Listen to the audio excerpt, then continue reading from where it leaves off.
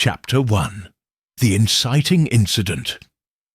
I arrived at Puarro's tidy townhouse on Cavendish Square precisely at 7:30, as was my custom, lantern in hand and anticipation dancing in my chest.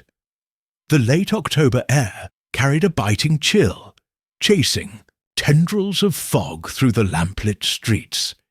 Yet inside, the drawing-room was warm with the soft glow of a crackling hearth. Puarro stood before it, his tall form framed by the dancing lights, fingers steepled beneath his immaculately waxed moustache. He looked up as I entered, the corners of his grey eyes lighting with a familiar spark. "Ah, Hastings, you are punctual, as always," he said, inclining his head with an air of gracious ceremony. "Pray, sit, and attend to our little mystery," settled into a high-backed chair, noting the other occupants of the room. Lady Millicent Ravenswood, her composure hampered by a tremor in her gloved hands. Her husband, Sir Rupert Ravenswood, tall and gaunt, sleeves rolled back as though he'd been tending to some urgent task. Miss Lenore Whitcomb, cool of gaze but pale as the moonlight that filtered behind heavy drapes. Colonel Armitage, stolid, in uniform, and Mr. Tobias Cleland, the family solicitor, who tapped a slender cane against the parquet floor with restless impatience. Before I could inquire into the nature of the summons, a sharp, unnatural sound cut through the quiet, the unmistakable echo of a man's voice emanating from the very heart of the fireplace. A single word, spoken as though drawn from icy depths. "Help!" My heart leapt. The guests exchanged horrified glances. Puarro merely raised an eyebrow, stepping forward with measured grace. He placed a gloved hand upon the mantel and pressed the outer edge of a stone brick. With a soft click, it loosened, revealing a narrow cavity. "Observe, Hastings," Puarro murmured, fishing out a small scrap of parchment, its edges browned by heat. We gathered close as he unfolded it with the reverence one might accord a rare manuscript. Scrawled in an unsteady hand were 4 words: "Midnight Library. The hearth speaks truth." A tremor passed through Lady Millicent's shoulders. "But it is a trick of acoustics, surely," she stammered. Puarro shook his head. No mechanical contrivance could reproduce such timbre, nor would any stagecraft dare exploit grief so brazenly. He turned to Sir Rupert. "You claim to recognize this voice?" Sir Rupert swallowed hard. "Yes. 10 years ago, my brother Edward perished in India. Reports said a tragic accident, attacked by wildlife. Yet that voice, it was his." A hush fell. Colonel Armitage cleared his throat uneasily.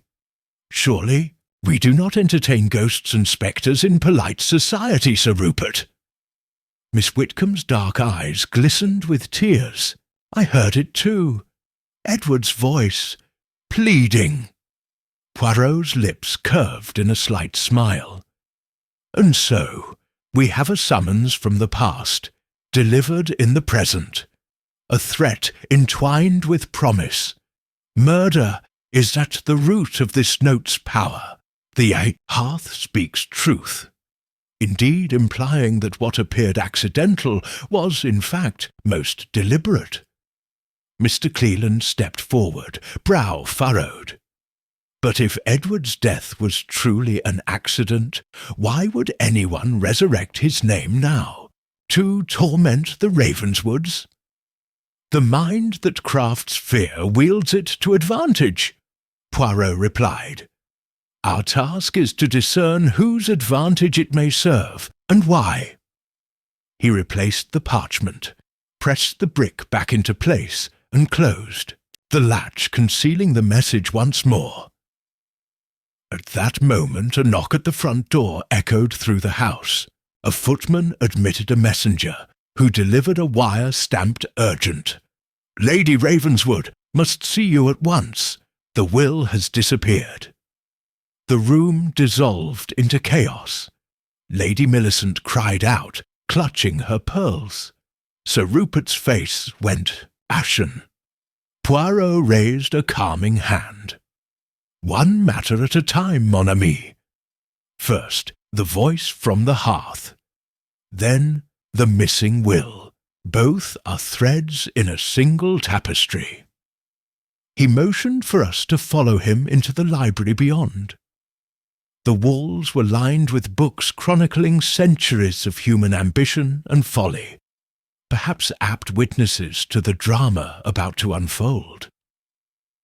Poirot spread his hands over a long mahogany table, eyes sweeping each face in turn. "Friends," he began, his voice as smooth and compelling as any virtuoso's composition, "we stand at the convergence of two mysteries, a spectral plea and the disappearance of the Ravenswood will. Both point to motives hidden in the shadows of family history. Let us examine the hearth first, for the voice owes its power to the secret it conceals." As he spoke, my gaze drifted to the fireplace, where the embers glowed like watchful eyes. The hearth that had grown so warm now seemed ominous, as though guarding unseen horrors. I remembered Edward Ravenswood's reputation, a man of volatile temper, whose tragic fate was long whispered among the family. What secret might lie beyond the accepted tale of a tiger's ambush? Poirot reached into his breast pocket and withdrew a slender magnifying glass. He inspected the hearth's edge with the patience of a jeweller examining a rare gem. "Note the soot here, Hastings. It clings unevenly, as if a hand disturbed it recently. Whoever planted that note also retrieved something from this hollow." Sir Rupert's knuckles whitened on the table's edge. What could they remove? Perhaps another message, perhaps a clue you prefer to keep hidden. Poirot's gaze turned to Mr. Cleland. "As solicitor, you handled the will. Lady Millicent, you and your husband reviewed it only last month." Mr. Cleland inclined his head. "Indeed, but I swear I lodged the original in my safe." Poirot regarded him thoughtfully. Yet now that will is missing, and a threat to expose a long-buried murder hangs in the air. Miss Whitcomb leaned forward, voice barely above a whisper. "Who among us would benefit from stirring such fears? A key question," Poirot agreed. He folded his hands ceremoniously. "We shall examine each motive in turn. But mark my words, Edward's death was no mere accident, despite the official record. Someone erased his true story, and now the spectre of vengeance demands to be heard." The grandfather clock in the corridor struck 8, the first of many strokes that would echo through the night. Each toll seemed to pulse with latent menace, underscoring the urgency of our inquiry. I felt a thrill of apprehension. Poirot was in his element, every faculty honed for the task. As his faithful chronicler, I resolved to observe with care, to aid him when his little grey cells required so humble an adjunct as mine. "Come, Hastings," Poirot whispered, clapping me gently on the shoulder. "We begin with the hearth, but we shall end with hearts laid bare." With that, he beckoned the others to gather around the fireplace once more. The flickering flames cast long shadows that danced like spectres on the walls, and in that moment I sensed the first true advance of our investigation, an affair of the hearth and of hidden crimes, poised to unravel beneath the careful eye of Hercule Poirot. Chapter 2. The First Clues. The flickering lamplight of the library cast a golden glow upon the assembled group as Poirot stood before the hearth, his little grey cells visibly at work. I, Hastings, perched on the edge of a leather armchair, listened intently as he addressed each of us in turn. "Mes amis," he began, sweeping his gaze from Lady Millicent to Sir Rupert, then to the others. "We must catalogue what we know, and, more importantly, what does not yet cohere. A note hidden in the hearth, a will gone missing, and the spectre of Edward Ravenswood's demise, all threads in a single tapestry. Our task, to weave them into a revealing pattern." Sir Rupert swallowed and cleared his throat. "We found the note when the servants retired for the evening. Lady Millicent was lighting a fire, and I heard that voice." His voice faltered. He glanced at his wife, whose eyes remained fixed upon the hearth, as though expecting another phantom utterance. Miss Whitcomb shifted beside him, smoothing the silk of her gown, and the wire about the will arrived at exactly the same moment. No fewer than 3 messengers waited at the gate, one bearing the telegram, another a sealed envelope for Mr. Cleland, and the third. She hesitated, looking to Colonel Armitage, a dark-clad figure who vanished immediately. Colonel Armitage nodded. I saw him too. Tall, overcoat, hat low. He handed a card to the footman and disappeared into the fog. He folded his arms. No ordinary messenger, but a deliberate intrusion. Poirot's eyes gleamed. Precisely. An intrusion designed to rattle nerves and obscure motives. Yet, in this fog of deception, we shall discover the first clues. Turned to Tobias Cleland, whose face remained impassive. "Mr. Cleland, as solicitor, you had custody of the original will. Can you describe precisely when and where you last handled it?" Cleland consulted a small notebook. "I returned from London this morning, 18 hours ago. I deposited the will in my safe at 4:30. This evening, when I retrieved my keys, the safe was undisturbed, yet the will was gone."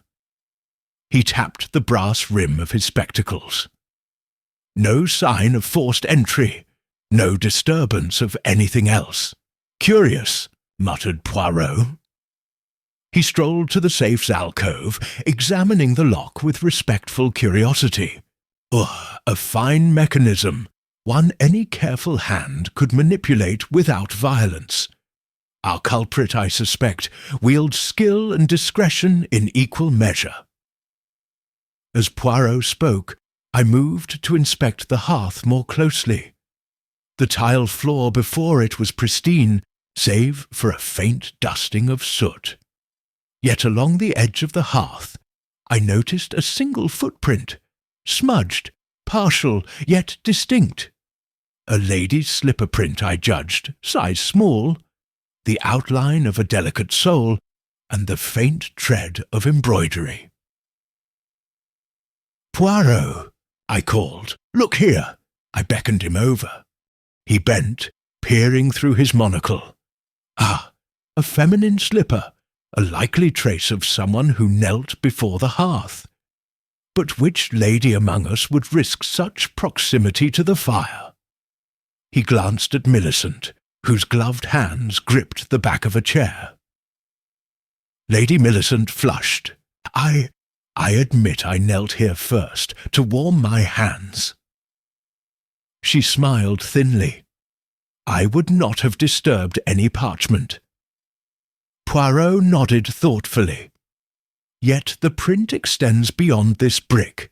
into the shadow where soot would accumulate. That suggests an intent to probe the recess. You knew precisely where to look, she quivered. I only followed the voice. Her gaze flicked to Miss Whitcomb, whose expression held a hint of reproach. Indeed, Poirot murmured. The voice! Edward Ravenswood's voice. A phantom engineered, surely, to play on old guilt or fear. But why invoke Edward at all? He turned to Sir Rupert. You were present when this voice spoke. Does its tone match your memory of your brother? Sir Rupert closed his eyes, as though summoning a distant echo. It was him. The same cadence, the same sorrow. He always spoke softly, Lennon. He frowned at the hearth. He loved poetry, often recited verses by the fire. Poirot tugged at his small moustache. Interesting. The recitation of verse. Could a snippet of poetry be our key? Perhaps the message's wording bears hidden quotation. He knelt, again lifting another brick adjacent to the first. Beneath lay a fragment of parchment, half charred, but bearing faint ink. He retrieved it carefully and illuminated it by candle. I leaned in. Upon it was written a few words. "Oh, softly speak, from ashes deep." Colonel Armitage frowned. A verse I do not recognize. Miss Whitcomb's eyes widened. It is from Edward's journal. He wrote that poem on the eve of his departure for India. My aunt showed me the journal once, years ago. She glanced at Lady Millicent. I never imagined this line would resurface. The room stilled. Even the crackle of the fire seemed subdued, as though the ancient leather-bound tomes held their breath. Poirot's face shone with triumph. Aha! Our culprit knew this poem, and knew to place it within the hearth, to mislead or to signal. Only someone familiar with Edward's private writings could have composed such a ruse. I felt a chill. Then the missing will and the poem's ghost are linked. Someone uses Edward's memory to cloak their own designs.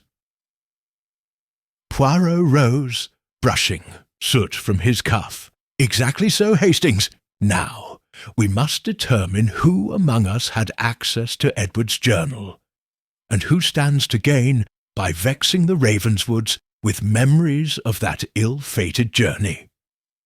He turned to Mr. Cleland. As family solicitor, you might have perused the journal when drawing up documents. Lady Millicent, you once confided to me that you and your cousin discovered the journal among Edward's effects. And Miss Whitcomb. He paused deliberately, allowing her to speak. I did, indeed, she admitted softly.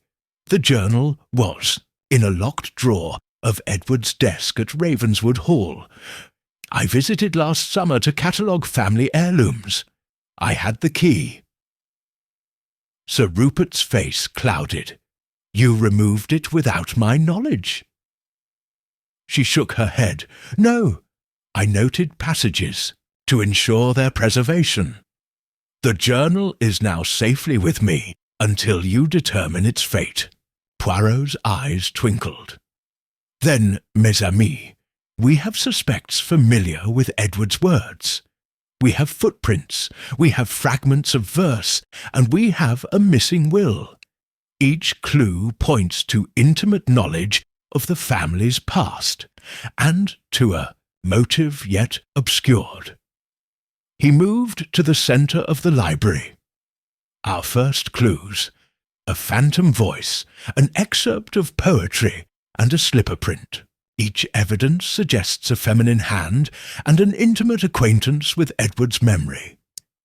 Yet the missing will complicates matters further. Who benefits from erasing Lady Millicent's testament? Who seeks to reshape the inheritance under cover of vengeance? Silence fell again, broken only by the grandfather clock's steady tick. I felt the tension tighten, as though we teetered on the brink of revelation. Puarro clasped his hands behind his back. Tonight's labours have yielded their fruit, but the harvest is not yet complete. Tomorrow we shall interview each suspect privately, uncover their motives, their alibis, and their secrets. For now, let us retire. Hastings, prepare your notes. Gentlemen, ladies, rest well. Our investigation has its first clues, but many. A hidden motive remains to be unearthed. With these words, Puarro bade us good night, leaving the library to its shadows and to the silent promise of revelations yet to come. As I blew out the candles and the room slipped into darkness, one thought remained. The little grey cells had spoken, but the true puzzle was only beginning. Chapter 3. The Gathering of Suspects. When dawn's pale light filtered through the library's tall windows, I found Puarro already at his desk, meticulously arranging his notes. He looked up as I entered, his eyes bright with purpose. "Ah, Hastings, excellent! The first clues have been laid bare. Now we assemble the suspects, one by one, to observe their manner and mannerisms without the cloak of fear that last night's theatrics imposed. Each heart must be laid open." I poured 2 cups of steaming coffee, one for each of us, and set them before him. He accepted his with a nod, then beckoned me toward the grand drawing-room, where the others had been summoned for 10 o'clock, sharp.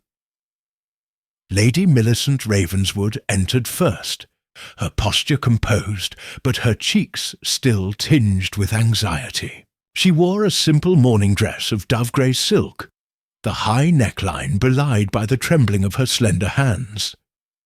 Despite her unruffled appearance, her eyes flickered whenever she glanced at the hearth. "Madame," Puarro greeted warmly, "I thank you for joining us so promptly. Pray, be seated."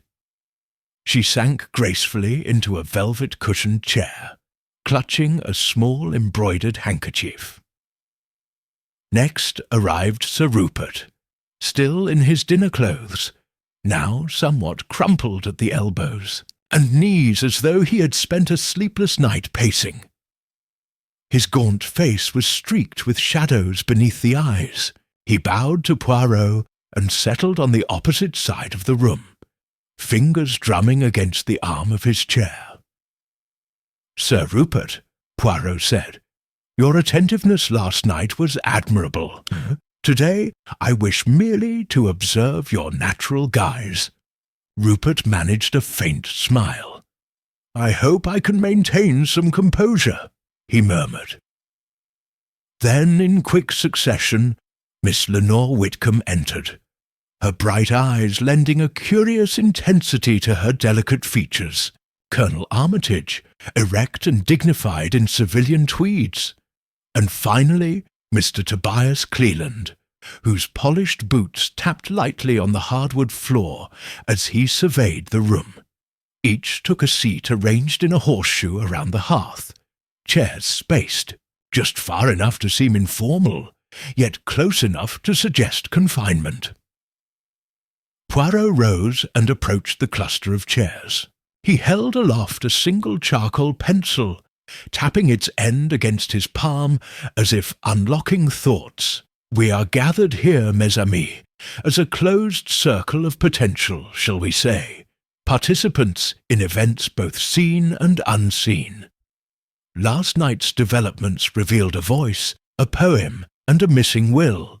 Today, we learn of your backgrounds, your relationships, and your possible motives, that we may discern who among you wields deceit as a weapon."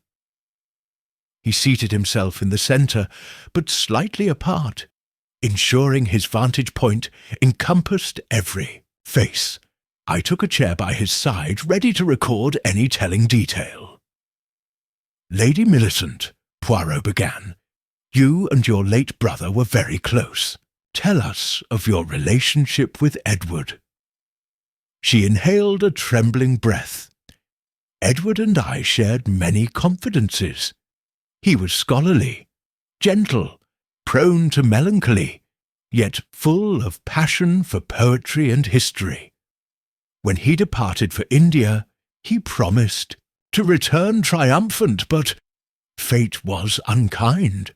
She paused, then added quietly, "I have felt guilt ever since, for I argued with him the night before his departure. I said harsh words. They were the last he heard from me." A murmur passed through the group. Puarro nodded gravely. "Guilt can be a powerful emotion, mes amis, yet it does not prove malice.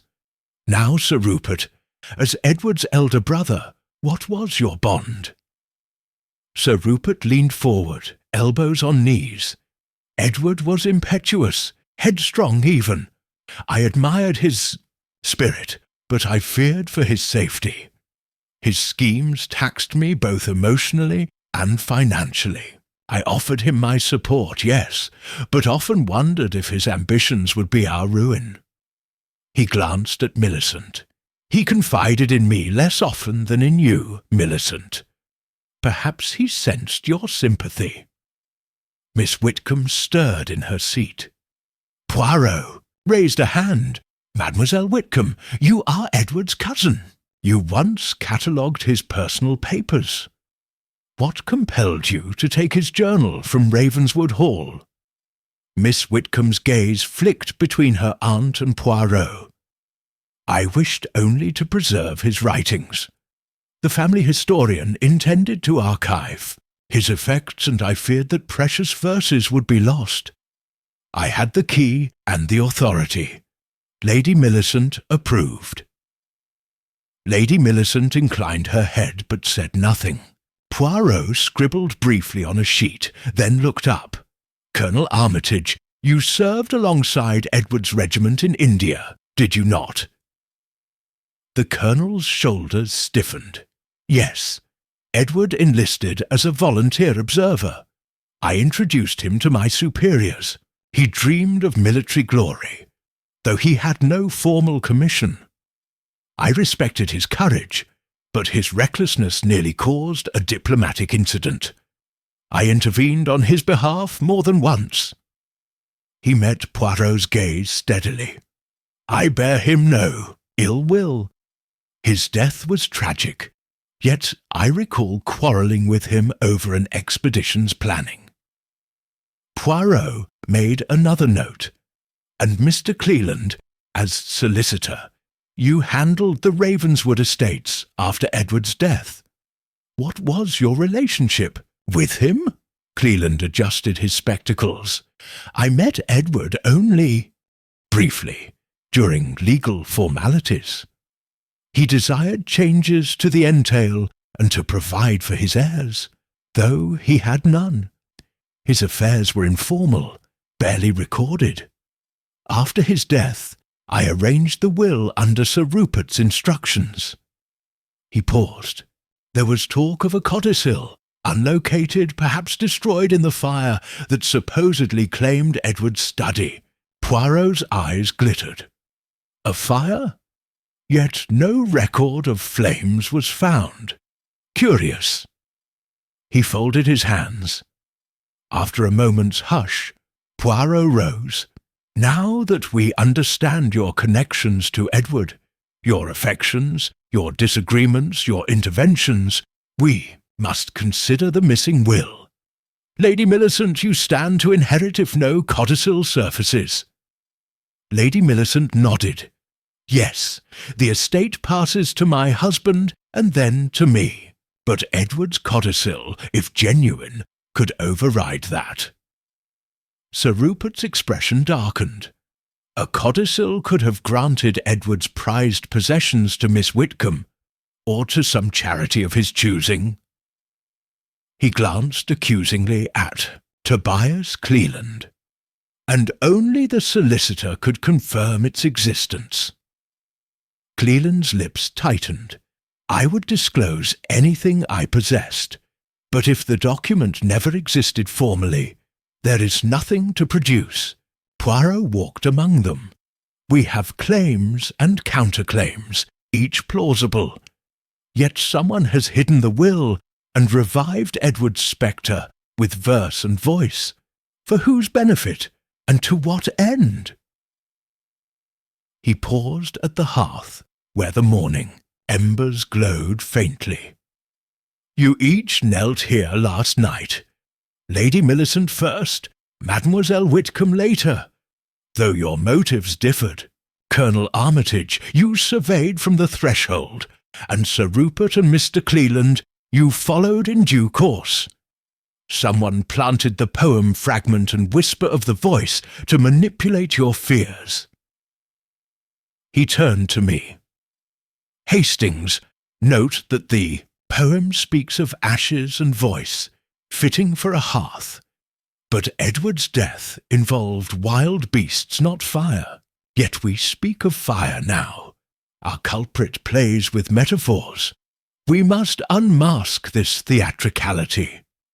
I bowed my head, scribbling furiously. When I looked up, Puarro addressed the group one final time. Tonight, we interrogate each of you more thoroughly. Secrets and half-truths shall be tested under gentle pressure. For the tapestry woven by our culprit is intricate, but not impervious to unravelling. Until then, reflect upon your own motives and recollections. We meet again at 7, in this very room. One by one, the suspects rose and departed, their footsteps echoing down the corridor. Left alone, Puarro studied the empty chairs.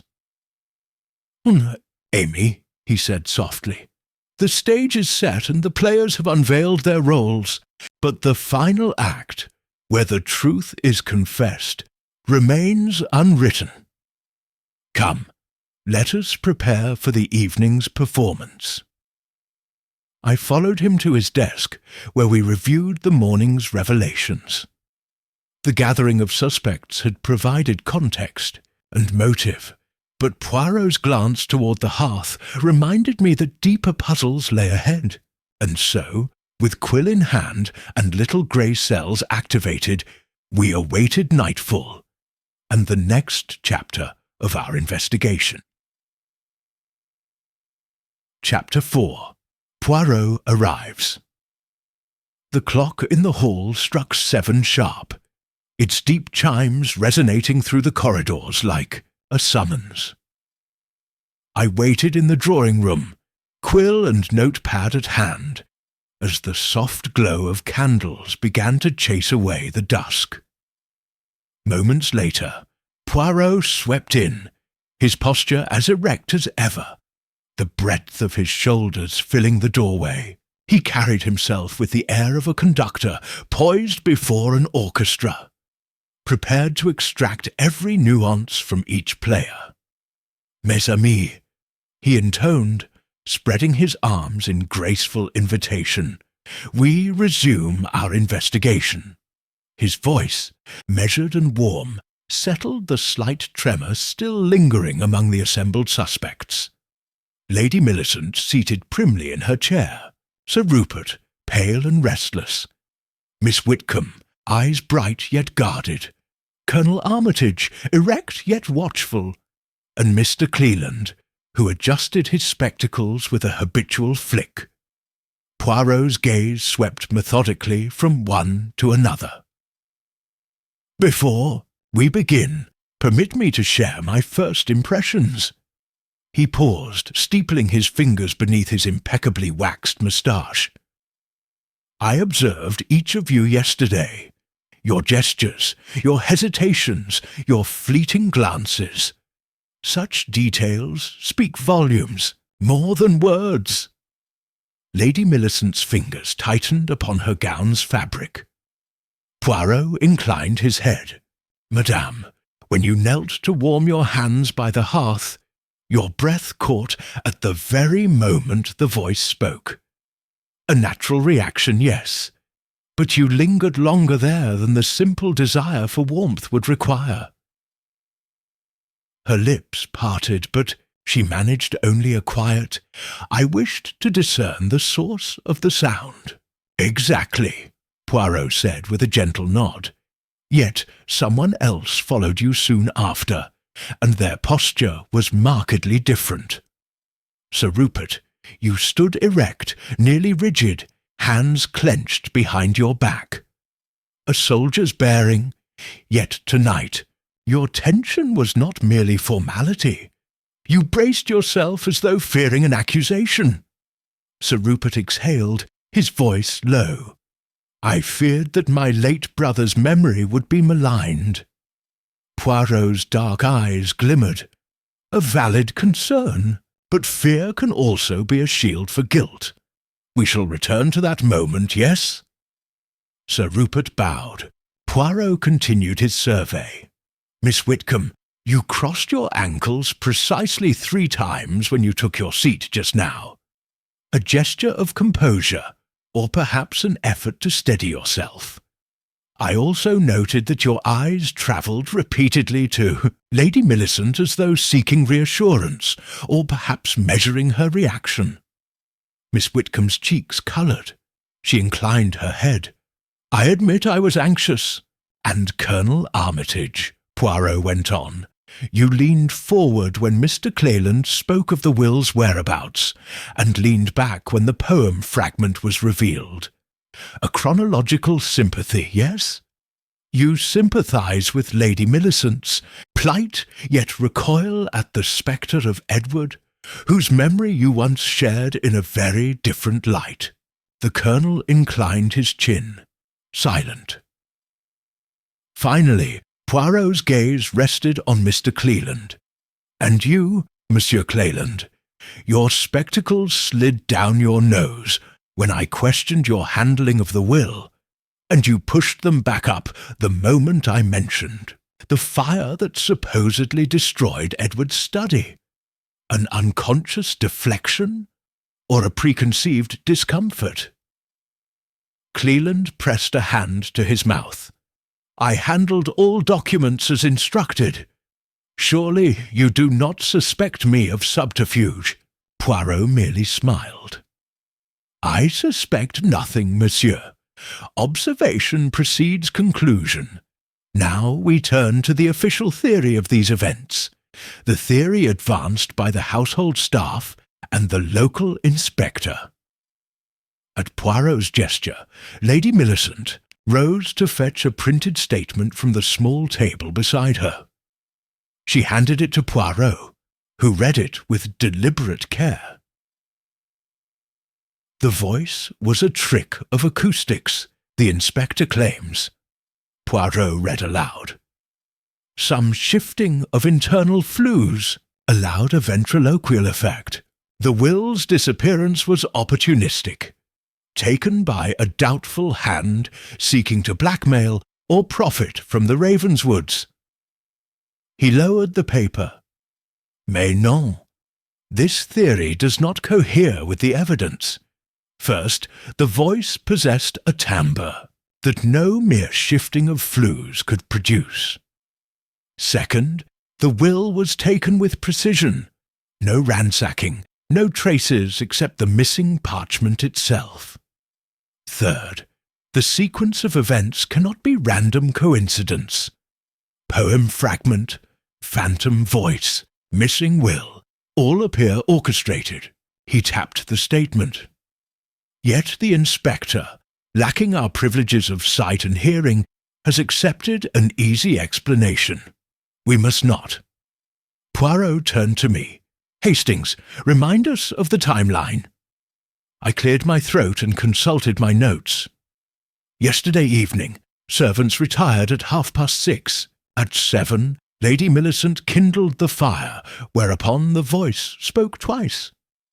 At that moment, the will was still in Cleland's safe.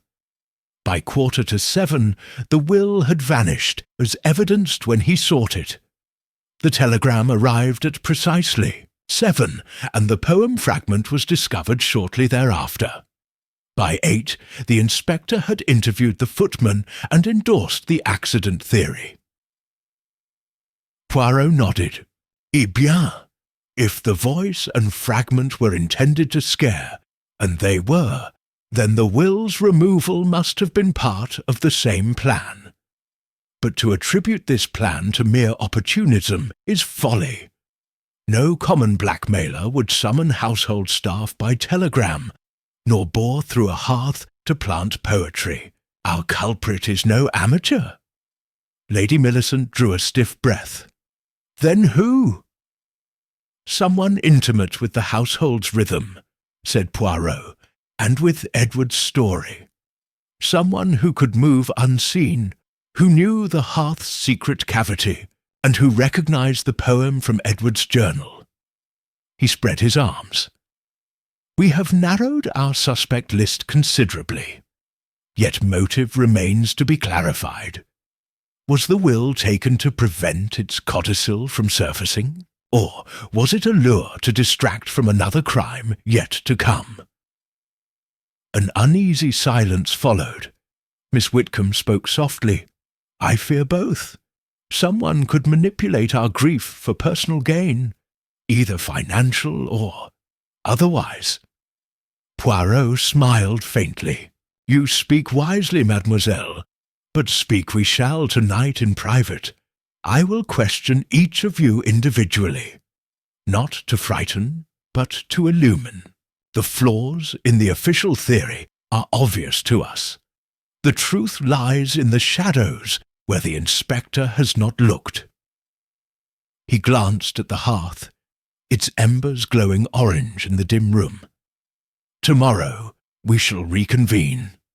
Tonight I ask only for candour and calm reflection. We march steadily toward the unravelling of this affair, step by careful step. As Poirot spoke, I sensed the tension loosen just a fraction, replaced by a spark of anticipation. The suspects exchanged glances, some of deference, some of wariness, aware that their every gesture was noted. The detective's entrance had shattered the comfortable pretense of innocence, replacing it with the keen edge of scrutiny. Poirot bowed. That is all for now. I thank you for your patience.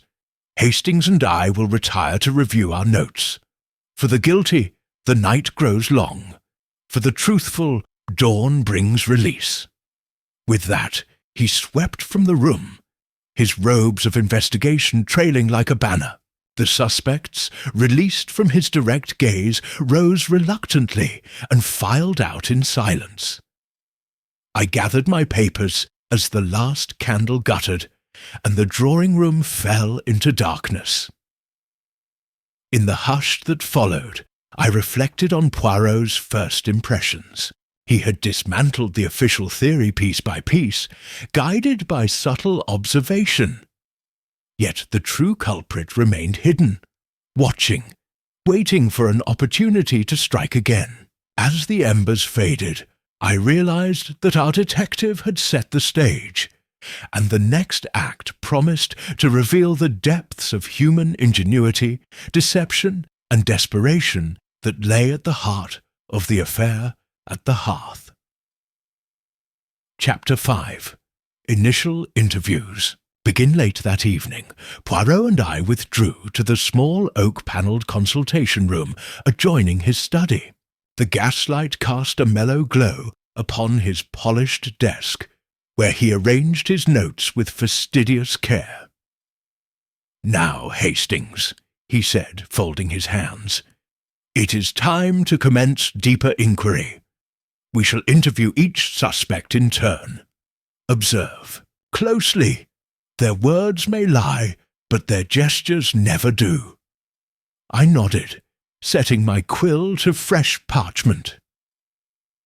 Interview with Lady Millicent Ravenswood first came Lady Millicent.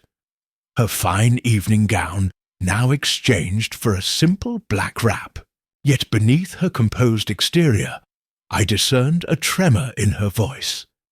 Poirot began with a gentle question. Madame, tell me again how you discovered the note. She clasped her hands. I stoked the fire, Monsieur Puarro, and the voice spoke.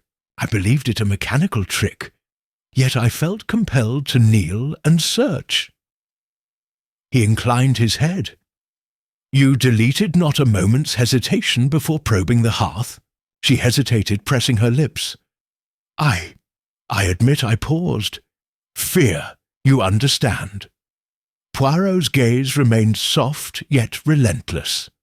Fear, yes, yet courage as well.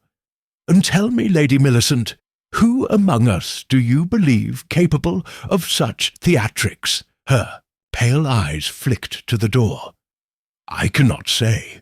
The household staff, perhaps, though none possess familiarity with Edward's private writings. True. Poirot tapped his pencil. And the missing will? She sighed. I first learned of it by telegram. I fear someone sought to deprive me of my rightful inheritance. And does that fear pit you against any here tonight? Her eyes glistened. Only against the unknown hand that betrayed me. As she rose to leave, I noted her shoulders parted in a momentary slump. Relief at leaving the scrutiny. Interview with Sir Rupert Ravenswood next. Sir Rupert entered, his manner heavy with fatigue. He wore a smoking jacket now, and he settled into the chair with a measured grace. Sir Rupert, Poirot opened, you heard your late brother's voice. What emotions did you feel? Sir Rupert closed his eyes. Shock, grief, and a terrible guilt. Poirot leaned forward. Guilt? Why guilt? Sir Rupert met his gaze. I argued with Edward before he left. I refused to fund one of his schemes. I regret it every day. Poirot nodded. And yet you spoke harshly to no one but Edward? No thoughts of harming him beyond your words? None, Sir Rupert answered firmly. I loved him, despite our disagreements. Poirot placed a finger to his lip. And tell me of your movements between 6 and 7 last night. Sir Rupert's brow furrowed. I paced the garden terrace, smoking a cigar. I needed air after the colour of those flames. You may ask the footman. He saw me. Poirot's eyes glinted. Indeed. But he also noted you returned precisely 20 minutes later, flushed of face and breathless, not entirely consistent with a leisurely smoke. Sir Rupert stiffened. I walked faster in the cold. Poirot allowed a faint smile. Perhaps. Yet your breathing suggests anxiety rather than cold. Sir Rupert's gaze dropped. Very well. I walked swiftly because I feared for my wife. I overheard voices, steps behind me, and wished to ensure no one followed me into the house. Poirot sat back. Understood. Thank you, Sir Rupert. As he left, I noticed a residual tension in his clenched jaw, an attempt at composure that masked deeper turmoil. Interview with Miss Lenore Whitcomb. Miss Whitcomb entered next, her dark hair pinned carefully, her expression poised. Poirot began, with her connection to Edward's journal. Mademoiselle, you removed verses from your cousin's journal. Why did you keep them? She straightened. To preserve his legacy. I feared his family would neglect his poetic reflections. Poirot steepled his fingers. Yet you left other pages behind. She blinked. Only those I deemed most precious. Did you ever contemplate using them to your advantage? Miss Whitcomb's eyes widened. No, how could you suggest such a thing? He inclined his head. I merely pose questions, mademoiselle. Now, when you discovered the poem fragment, what did you feel? Her lips parted, then quivered. I was horrified. It was Edward's own words. I feared someone manipulated his death to torment us. Understandable. Poirot's voice was kind. And your whereabouts at the moment the will disappeared? She hesitated. I was in the conservatory, arranging flowers for dinner. Colonel Armitage can attest to that. Poirot raised an eyebrow. Indeed? He did mention seeing you by the orchids. Her shoulders relaxed. Then you see I have nothing to hide. I noticed she clasped her bouquet with white-knuckled fingers, an instinctive grip betraying her calm words. Interview with Colonel Armitage. Colonel Armitage sat with military precision, his posture impeccable. Poirot began with the Colonel's relationship to Edward. Colonel, you and Edward served together. How would you describe him as a soldier? The Colonel's eyes softened. Brave, impulsive, reckless. He had zeal, but lacked discipline. Poirot nodded. A dangerous combination. Now, where were you between 6 and 7? I was in the billiard room, practicing my cue. His tone was steady. I heard a muffled voice, but thought it the billiard table's echo. Interesting. Poirot folded his arms. Yet you later approached the hearth and touched the bricks. Why? The Colonel cleared his throat. Curiosity. The voice intrigued me. Did you notice any traces of paper before others arrived? He considered. A few burnt edges, yes, but I dared not disturb them. Poirot leaned forward. You exhibited some discomfort when the missing will was mentioned. The Colonel's lips thinned. A lawyer's matter, not mine. Poirot smiled faintly.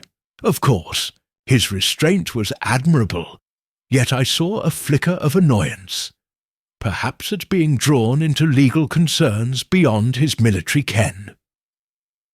Interview with Mr. Tobias Cleland. Finally, Mr. Cleland entered, adjusting his spectacles and smoothing the lapels of his dark suit. Monsieur Cleland, Poirot began, the will was under your care. How do you explain its disappearance? Cleland exhaled. I can only surmise it was removed by someone with access to my safe, and the lock showed no sign of tampering. None. Poirot tapped his pencil. You mentioned the fire that destroyed Edward's study. Tell us more. Cleland's face darkened. The fire was reported as accidental. Candles overturned. By a draught. The study burned, but the flames were contained. Poirot's gaze sharpened. Yet no official record corroborates a draught. No wind entered through closed windows. Cleland swallowed. I was assured the cause was a malfunctioning gas lamp. A gas lamp, Poirot repeated. Curious. You seem well informed. Cleland pressed his lips. As solicitor, I investigate all particulars. And yet you flinched when I questioned it. He shifted. I merely feared you would doubt my professionalism. Poirot allowed a small smile. Doubt is a detective's currency. Thank you, monsieur. As Cleland departed, Poirot folded his hands and closed his notebook. Mes amis, he declared, voice echoing softly in the silent room. We have heard each tale. We noted hesitations, contradictions, and revealing gestures. Lady Millicent's fear lingered. Sir Rupert's endurance masked guilt. Miss Whitcomb gripped her blossoms with undue force. Colonel Armitage's neutrality was tinged with annoyance, and Monsieur Cleland's candour veiled something more. He stood pacing once. Each interview has yielded subtle evidence. first whispers of motive and opportunity. But no confession. The next stage awaits. A false lead to misdirect authorities, and deeper misdirection to unearth. Rest, Hastings, for tomorrow our inquiries resume. I gathered my notes. The little grey cells had begun their work, but the path to truth remained shrouded. As Puarro extinguished the lamp, I sensed the undercurrents of deception poised to surge anew. Chapter 6. The first false lead was mid-morning when Inspector Smythe arrived at Cavendish Square, summoned by Tobias Cleland's telegram. His officious manner and booming voice belied a sharp mind, though Puarro regarded him with polite reserve. We gathered again in the library, where the embers of yesterday's fire still glowed faintly, and the tension of our inquiry hung like heavy drapes across the room. "Smythe," Puarro greeted, rising from his chair. "Thank you for coming so promptly." The inspector inclined his head curtly, handing over a leather folder bulging with documents. "I've conducted preliminary interviews," Smythe announced.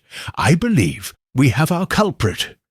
And permit me to be frank, Monsieur Puarro, it is Miss Lenore Whitcomb." A murmur rippled through the assembled suspects. Miss Whitcomb looked up, startled, and Sir Rupert's eyebrows shot skyward. Colonel Armitage stiffened, and Lady Millicent's shoulders sagged.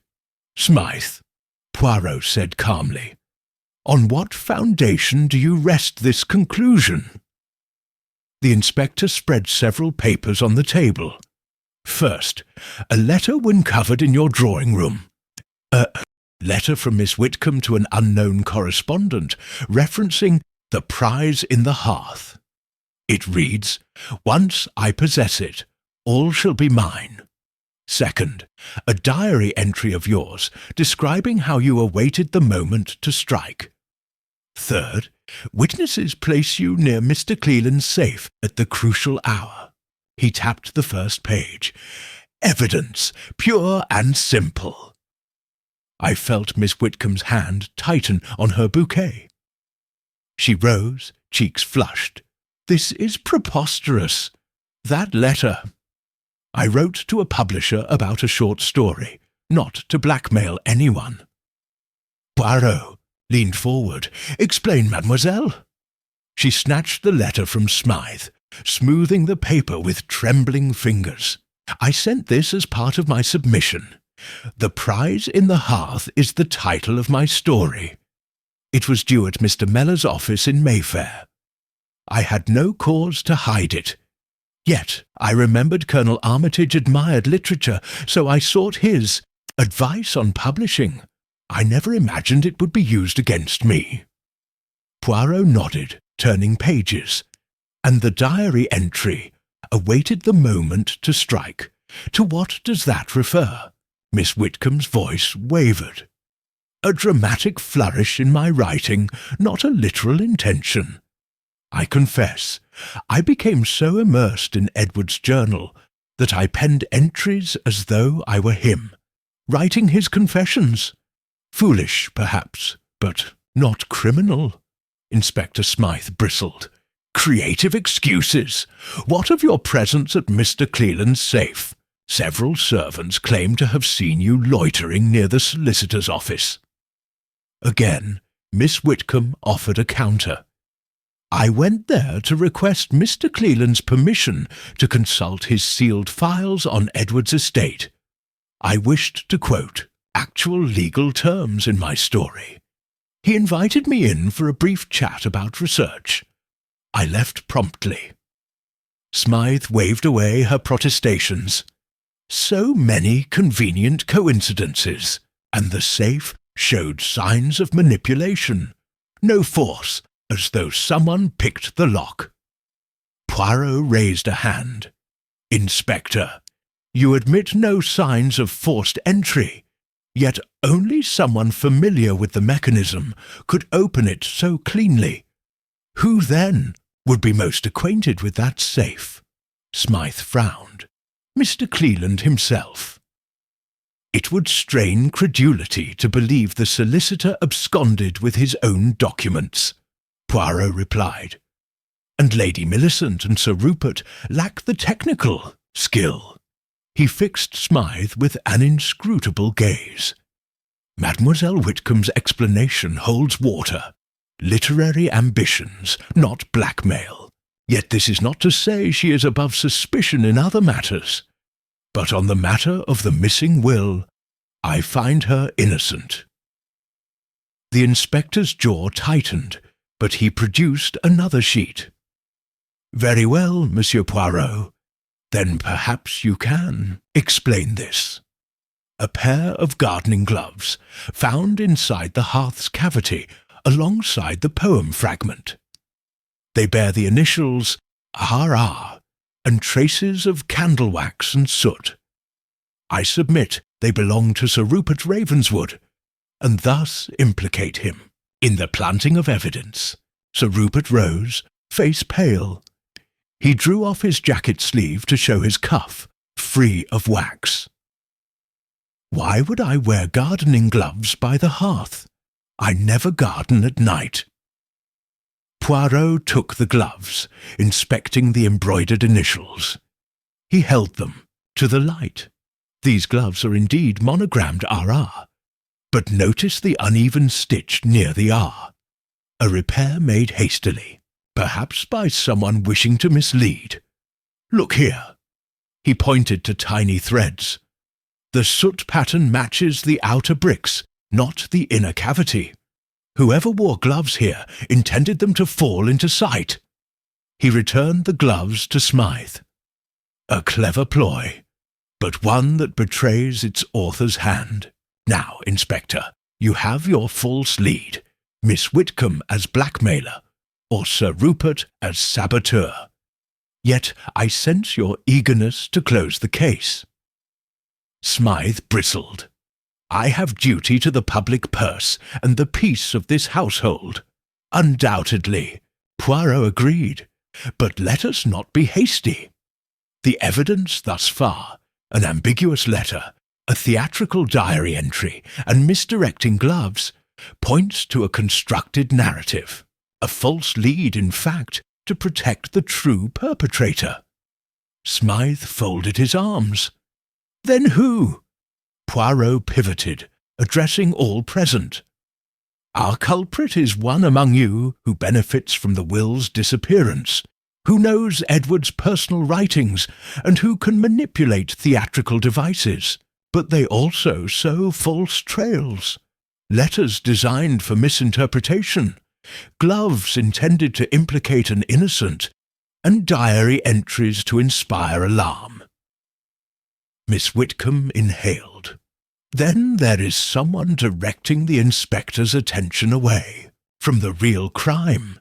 Precisely. Poirot's eyes glittered. But whether the inspector follows this false lead or heeds my counsel depends upon one thing, the strength of the next clue. He turned to me. Hastings, observe how the inspector's attention has shifted from theatrical devices to characters. This is expected. Tomorrow night, we must present a new piece of evidence to cut through the smokescreen. As Smythe withdrew, still muttering under his breath, Poirot replaced the poem fragment in its hiding place and tapped the hearth's edge thoughtfully. Mon ami, he said, arms folded behind him, the inspector has his suspect, Miss Whitcomb, but I have mine as well, and he is not the one you think. The true culprit watches us, confident that the false lead will ensure their safety. Lady Millicent rubbed her temples. Whatever this person wants, they are playing with our lives. And with our reason, Poirot added, fear, guilt, and deception are their weapons. We must steel ourselves and await the next act, for the first false lead will soon be revealed as nothing but smoke, and from the ashes the truth will rise. He extinguished his candle, leaving us seated by the dying hearth, each lost in thought. The game's stakes had been raised, pursue, the red herrings, and we would lose sight of the murderer concealed in plain sight. But pursue Poirot's path, and the first false lead would shatter, guiding us to the heart of the crime. Tonight, the little grey cells would need all their cunning to cut through the fog. Chapter 7. The Psychological Game. That evening, the grand drawing-room was transformed into a theatre of unspoken tensions. The tall windows were drawn, and the soft glow of shaded lamps cast elongated shadows across the rich Persian carpet. Puarro had arranged the chairs in a semicircle, but tonight no formal interviews would occur. Instead, each guest had been invited to take tea with him, one at a time, while Hastings observed discreetly from the doorway.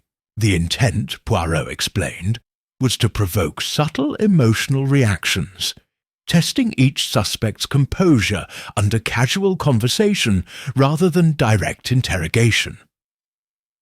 Lady Millicent Ravenswood. Lady Millicent arrived first, her composure impeccable, though her eyes betrayed fatigue.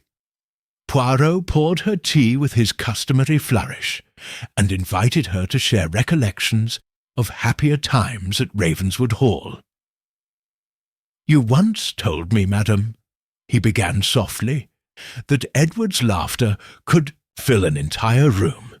Do you recall a particularly joyous moment with him?" Lady Millicent's lips curved with a wistful smile. "Yes, a midsummer fete in the rose garden. He recited his own verses beneath the moonlight. We all laughed as fireflies danced around. Us." Poirot nodded, swirling his teacup. "And yet, beneath his mirth, did you sense any shadow? Perhaps an unspoken sorrow that lingered in his verses?" Her smile faltered. He feared oblivion, that his words would fade without recognition. He wrote late into the night, hoping for posterity. Poirot's fingers tapped the saucer. An admirable ambition. Yet I wonder, madame, if his longing for remembrance might inspire more desperate acts, even against those he loved. Millicent's brow knitted.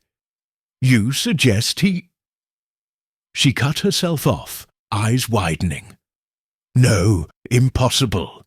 He would never harm his own family." Poirot's gaze was gentle but incisive.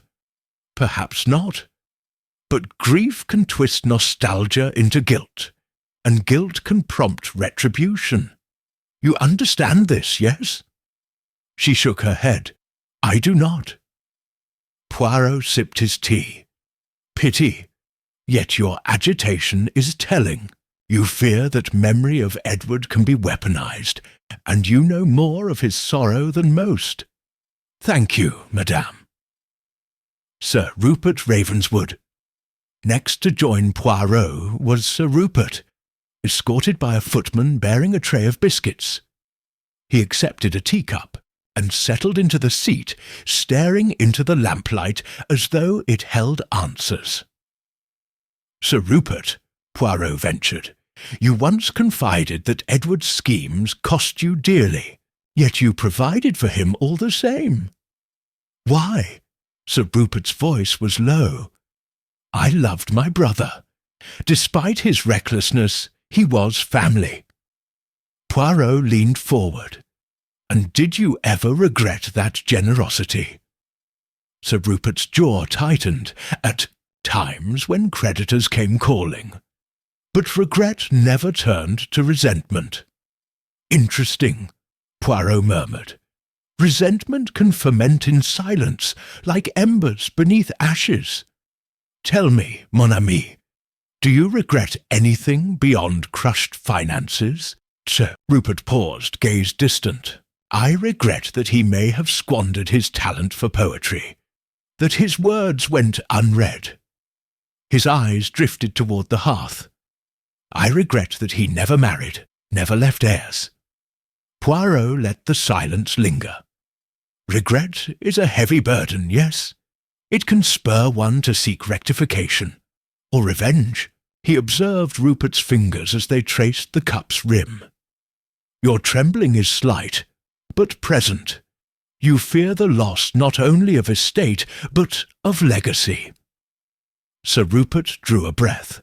I fear only that we will never know the truth. He rose. Thank you for your kindness, Monsieur Puarro. Miss Lenore Whitcomb. Miss Whitcomb entered next, bearing her bouquet of flowers once more. She chose a seat at the far corner, as if creating distance from the hearth where the game had first begun. Mademoiselle, Puarro began, you kept Edward's journal to preserve his voice, yet you admitted to penning fictional entries as though you were him. Do you think yourself capable of stepping into another's mind entirely? She inhaled sharply. I am a writer, Monsieur Puarro. I imagine lives that are not mine. But Edward's anguish was personal. I would not dare exploit it. Puarro inclined his head. Imagination is boundless, and grief can be a powerful muse. You wrote of his confessions. Did you ever wonder if those confessions might serve as confession of one's own secrets? Miss Whitcomb's cheeks coloured. She crossed her legs precisely twice. I do not understand your meaning. He smiled thinly. But I believe you do. There are 6 versions of your short story, 6 endings, each shifting the blame among characters. The final version, titled The Prize in the Hearth, names a betrayed family member as the culprit. Miss Whitcomb froze. Those were mere drafts, yet only one draft was submitted for publication, the very one you showed to Colonel Armitage by your own admission. Puarro watched her closely. You presented it as fiction, but in life one seldom tests scripts by exposing one's own crime. Her face paled. I was seeking critique. I never intended real lives to mirror my pages.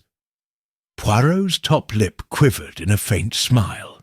Intentions can be misread, mademoiselle, and your agitation now suggests the line between fiction and reality troubles you. She rose abruptly. I have said all I can. Colonel Armitage joined Poirot in sober civilian attire, arms folded across his chest.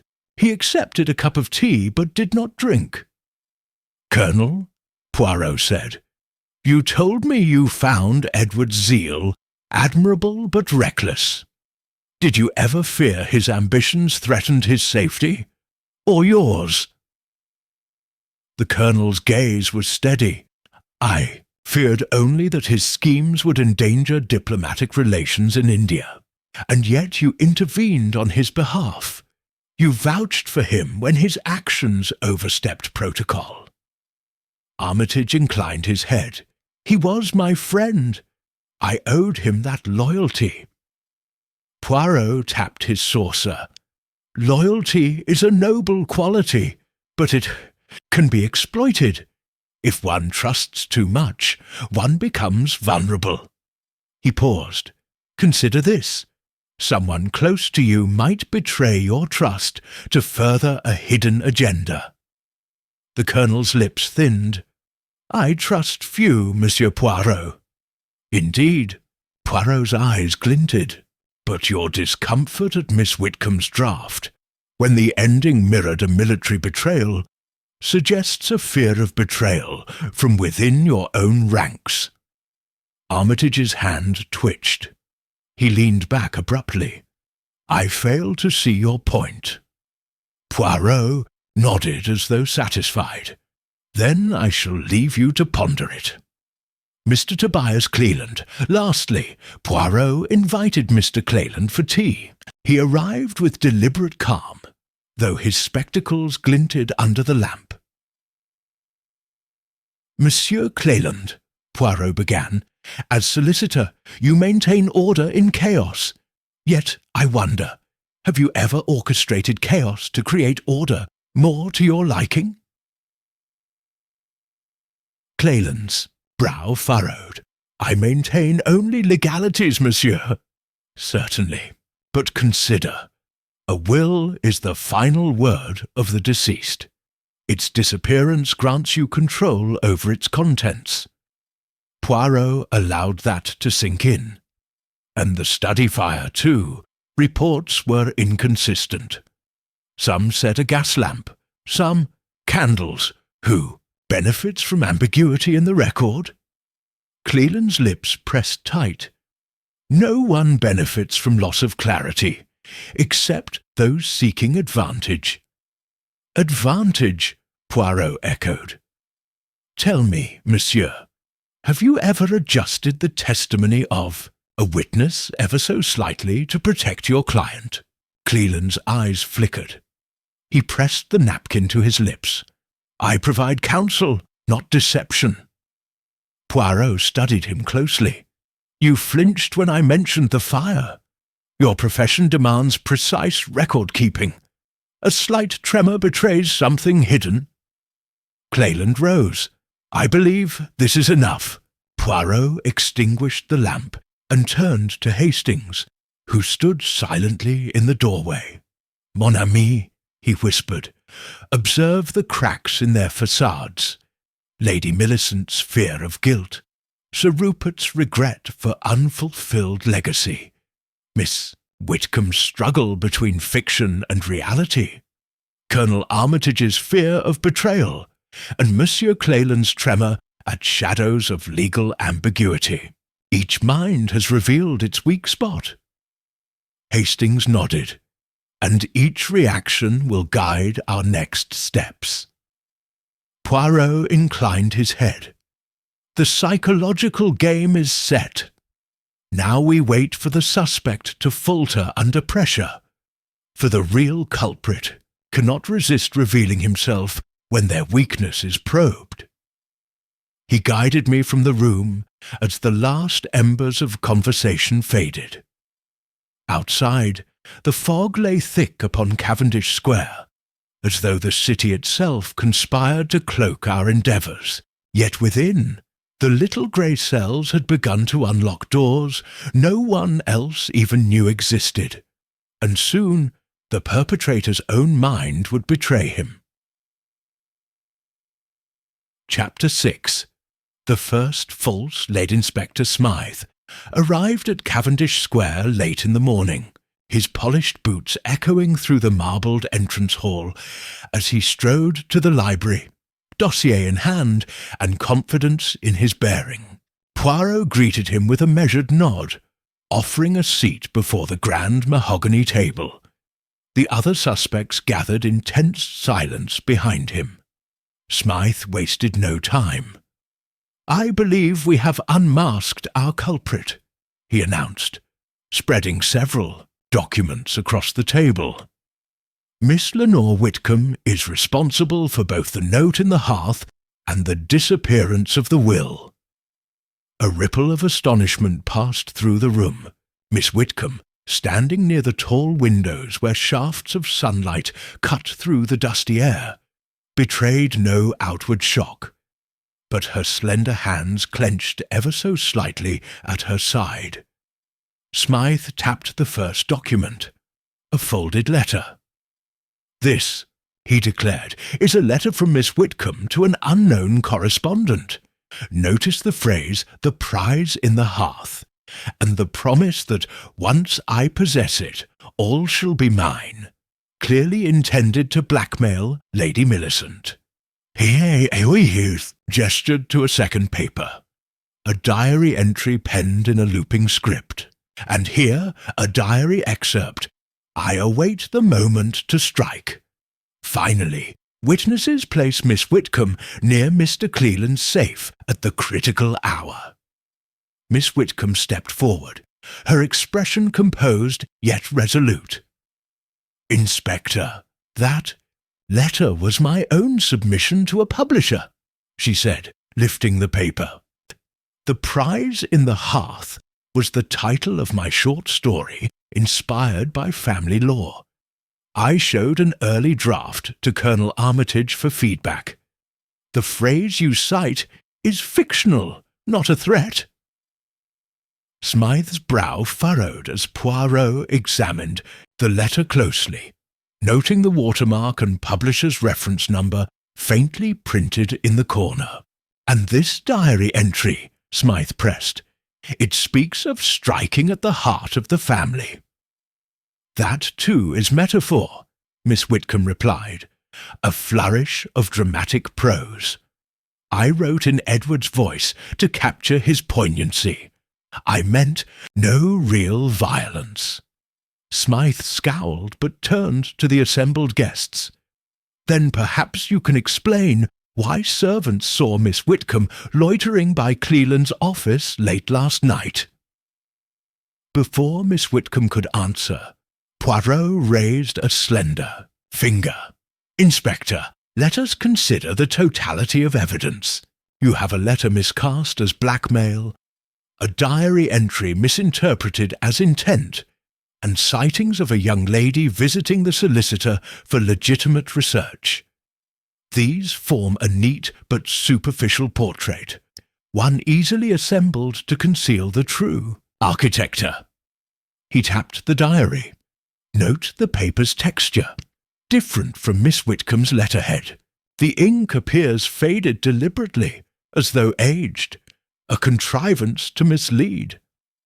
Smythe bristled. "You accuse someone of forging evidence against a respectable young lady?" He glanced at Miss Whitcomb, whose pale face remained composed yet determined. "Precisely," Puarro affirmed. "Our culprit is no amateur thief, but a cunning strategist, capable of crafting a scenario to focus suspicion upon the one least likely to suspect. We must ask, who benefits most from the will's removal, and who possesses the skill to manipulate such theatrical props?"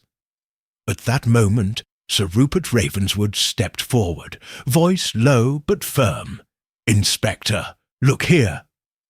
He retrieved a yerbu, pair of gloves from his pocket, embroidered with the initials R.R. These were found inside the hearth, next to the poem fragment. He laid them on the table. "My initials, but these gloves are not mine. I have never worn them near. Open flame, someone has planted them to incriminate me." Puarro inspected the gloves, noting the frayed thread where an initial had been hastily restitched. "The soot pattern is telling," he murmured. "These gloves have merely brushed against the outer bricks, yet were placed deliberately so their wearer's identity would seem obvious." Smythe leaned in, exasperation in his stance. "So, you argue these are a red herring?" "Exactly so," Puarro replied gently. "A false trail. Our inspector here has been presented with tailored evidence, letters, diary fragments, and gloves, each intended to frame an innocent party. But notice the gloves' interior. No smell of tobacco smoke, despite Sir Rupert's claim to have been on the terrace. A careless detail by a careful mind meant to misdirect." A hush fell. Colonel Armitage, who until now had remained silent, cleared his throat and addressed Smythe. "Inspector, perhaps the true author of these fabrications is someone with legal expertise, someone who understands wills and the manipulation of documents." He glanced at Mr. Cleland. "And who among us fits that bill?" Smythe's gaze flicked to the solicitor, whose face betrayed a flicker of discomfort. "Cleland," raised a hand as though to speak, then thought better of it, fingers twitching at his lapel. Puarro observed keenly. "You see, Inspector, our culprit seeks not only to remove the will, but to cloak that act beneath layers of misdirection. Each false clue serves to absorb scrutiny until the true intent goes unnoticed." He turned to the group. "Now consider this. The missing will is of no value without attention drawn to it. Hence the spectacle of the hearth voice and the poem fragment. The forgery of these items assures our victim's focus remains on personal vendettas rather than legal manipulation." Smythe sat back, rubbing his temples. "Then you propose that all this, the voice, the verse, the misdirection, was to hide the theft of the will?" Puarro inclined his head. "Yes, and our culprit is one who stands to lose if the will surfaces, whose inheritance depends on its disappearance. Moreover, this person has intimate knowledge of the hearth's hidden cavity, familiarity with Edward's private verses, and the technical skill to present or conceal evidence at will." Lady Millicent's hand came to her throat. "So, someone in this room engineered the entire affair, ensuring that I, Sir Rupert, or Miss Whitcomb would appear culpable while they escaped notice?" "Indeed," Puarro confirmed. "The first false lead has been laid. Inspector Smythe, you must consider whether you wish to pursue this path, or to look beyond these theatrics to the heart of the crime." Smythe rose abruptly, gathering his papers. "Very well, Monsieur Puarro, I will examine this anew." He gave a curt nod to the room and departed, leaving a charged silence in his wake.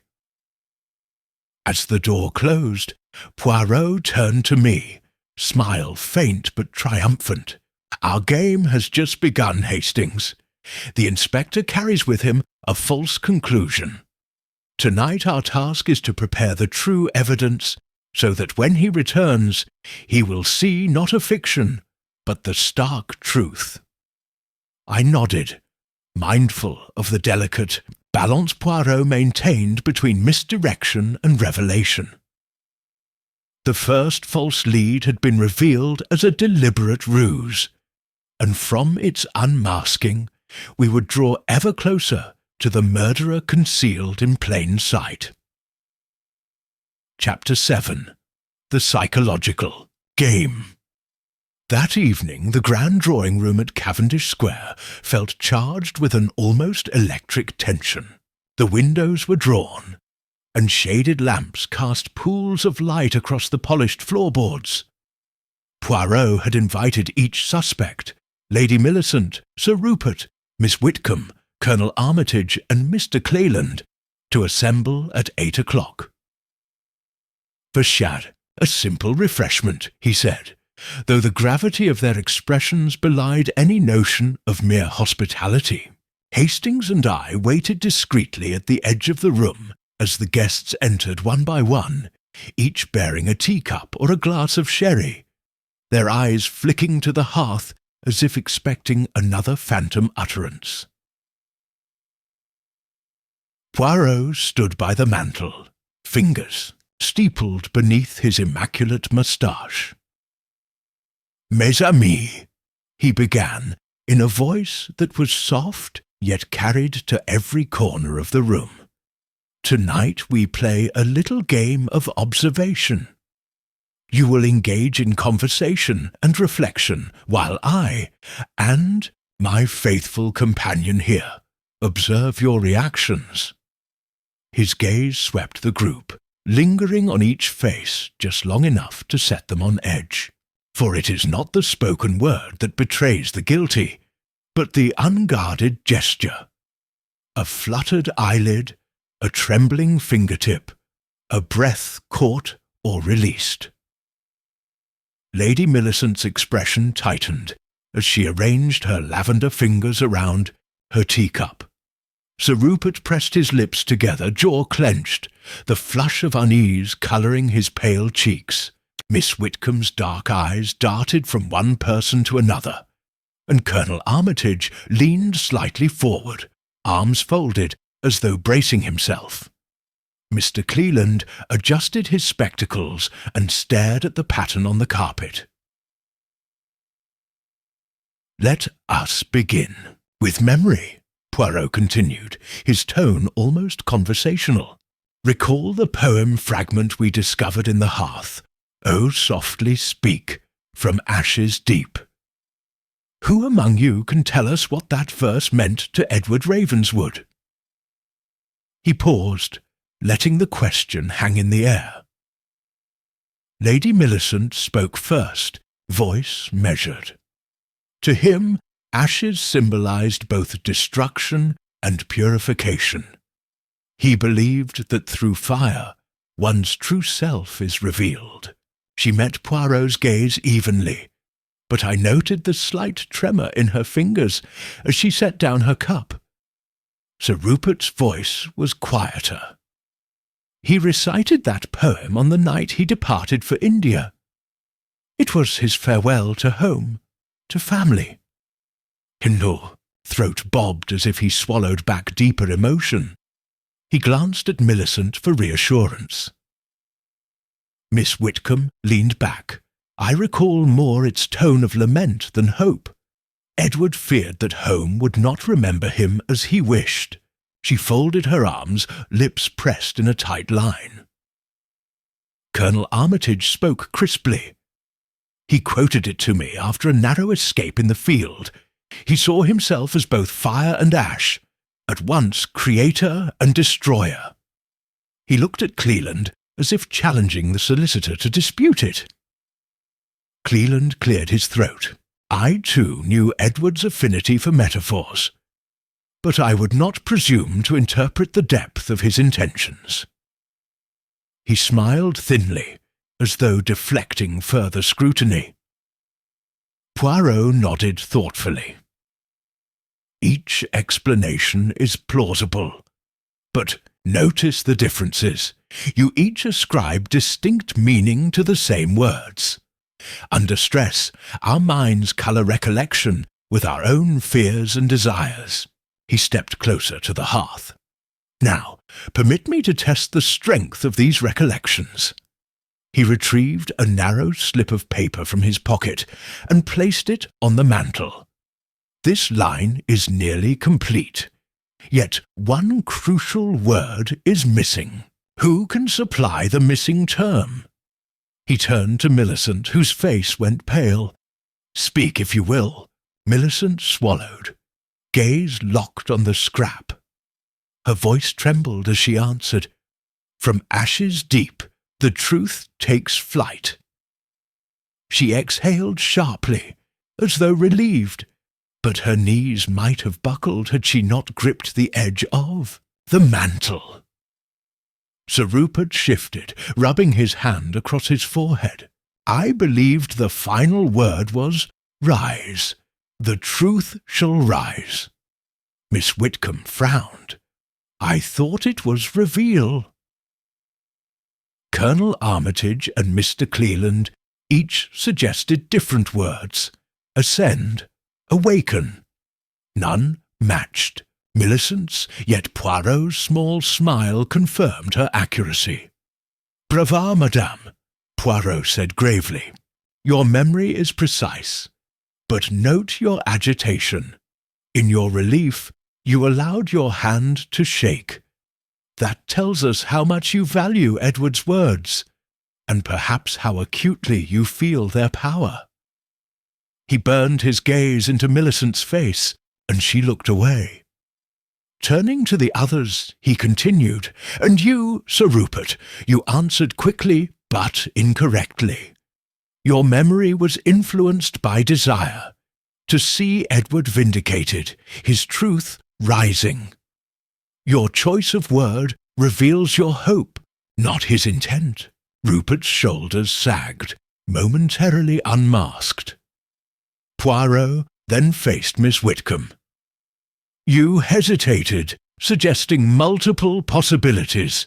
That indecision betrays a mind torn between creative fiction and painful fact. She shivered, clutching her shawl. Colonel Armitage's challenge that Edward saw himself as destroyer hinted at familiar battlefield metaphors. Your term ascend derives from military language, Colonel. It reveals your mind's inclination. He gave a nod. Finally he turned to Cleland. And you, monsieur, offered awaken. A legal term, as in awaken the will. Your choice is telling. Cleland's face briefly flickered with irritation. Then he masked it. Puarro tapped the slip of paper. This exercise shows us that each of you harbours a particular relationship to Edward's verse, but only one of you perfectly remembered the final word, and showed the greatest agitation in doing so. That is a significant psychological marker. He pocketed the paper and stood, silhouette framed against the hearth's dying glow. A breathless silence followed, broken only by the distant ticking of the grandfather clock. I stepped forward. Monsieur Puarro, what do you deduce from this display? Puarro took my arm gently. That Lady Millicent feels Edward's poem as her own confession, weighted by guilt. But her guilt may not be for words spoken. It may be for actions taken. He glanced back at the assembled suspects, each now lost in thought. Sir Rupert's misremembered term shows hopeful bias. Miss Whitcomb's uncertainty reveals creative hesitation.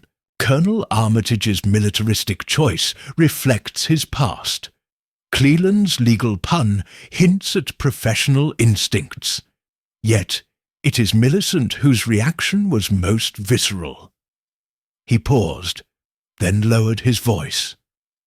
The psychological game is successful. We have sown doubt in each mind, and we have exposed their inner truths. Tomorrow, when the secondary mystery occurs, we will see how each fear propels their choices. For the guilty cannot endure pressure. They will break where others hold firm. As we withdrew from the drawing room, I trailing notes, Puarro deep in thought, the suspects remained, draped in the golden lamplight, each wrestling with the implications of their own words. The game had shifted from outward clues to the labyrinth of hearts and minds where secrets fester and guilt claws at the conscience. And in that dim room, I sensed the first tremors of true confession stirring beneath the surface. Chapter 8. A Secondary Mystery. The next morning, an uneasy calm settled over Cavendish Square. The events of the previous night, Inspector Smythe's false lead and Poirot's psychological probes, hung like unsettled echoes in every corridor. I found my mentor in the library at dawn, poring over his notes by the pale light of the rising sun. When I entered, he looked up with a small contemplative smile. Ah, Hastings, you are punctual. Last night revealed much, did it not? Yet, feel the game is shifting. Something new approaches. Before I could question him, Miss Whitcomb burst through the French doors, leading to the garden, muddying the air with her urgent breath. In her hand, she clutched a small note, its edges torn. "Monsieur Puarro, you must come at once," she cried. It's happened again." We followed her swiftly through the dewy lawn, past the rose arches that had so enchanted Edward Ravenswood on that fateful night a decade ago, toward the servants' quarters. There, the kitchen staff had assembled in a knot of anxious whispers. Colonel Armitage and Sir Rupert hovered at the edge, their expressions grave. "What is it?" Puarro asked quietly. A young scullery maid pressed forward, tearful. She held out a broken teacup, its saucer stained with deep crimson. "It was Miss Whitcomb's breakfast tea," she sobbed. "She had only taken one sip before she dropped the cup and cried out. The cook tested the tea leaves. Poison!" The maid's voice trembled. "Arsenic, they say."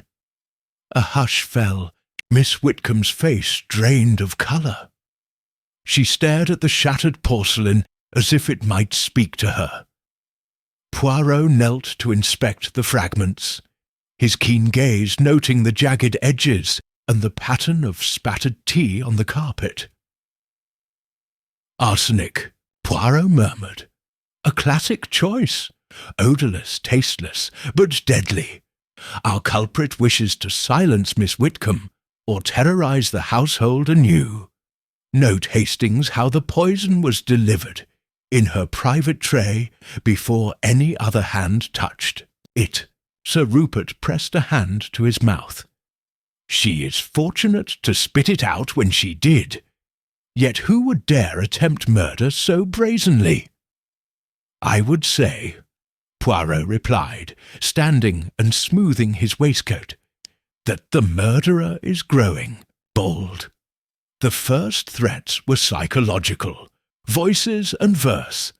Now they enact violence, and the target is one who poses both a witness and a rival." His glance rested on Miss Whitcomb, whose knees shook. She managed to speak. I drank only a mouthful before I felt a burning in my throat. The cook's remedy, milk and bread, saved me. But I cannot remain here. They will try again." Puarro offered her a steadying hand.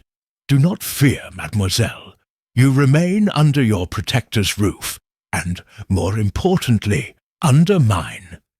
We shall uncover who dares poison the tea." He turned to the assembled household.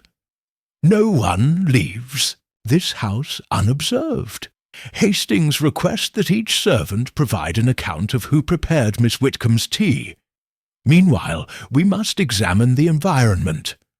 He paused, eyes narrowing. "I suspect the culprit's actions will reveal a new clue if only we discern where to look." We retraced our steps to the breakfast room, where the remains of Miss Whitcomb's tray still lay on a small silver trolley. Puarro examined the tea caddy, the teaspoon, and the fabric of the napkin. He sniffed the air, then held the saucer up to the light, noting a faint smear near its rim. "Notice here, Hastings," he said, "a trace of crystalline powder. The poison was applied just before the tea was poured. Someone had both access to Miss Whitcomb's personal tea service and the opportunity to sprinkle arsenic undetected." He dusted his fingertip along the smudge and transferred it to a glass slide he happened to carry. A small, spontaneous act of foresight that spoke to his ever-present vigilance. Sir Rupert stepped forward. "I prepared the tea myself this morning. If you will recall, my wife was distressed after last night's exercises, and I offered to fetch her refreshments." He swallowed. "But I cannot imagine harming Lenore." Puarro raised an eyebrow. "A gallant gesture, yes.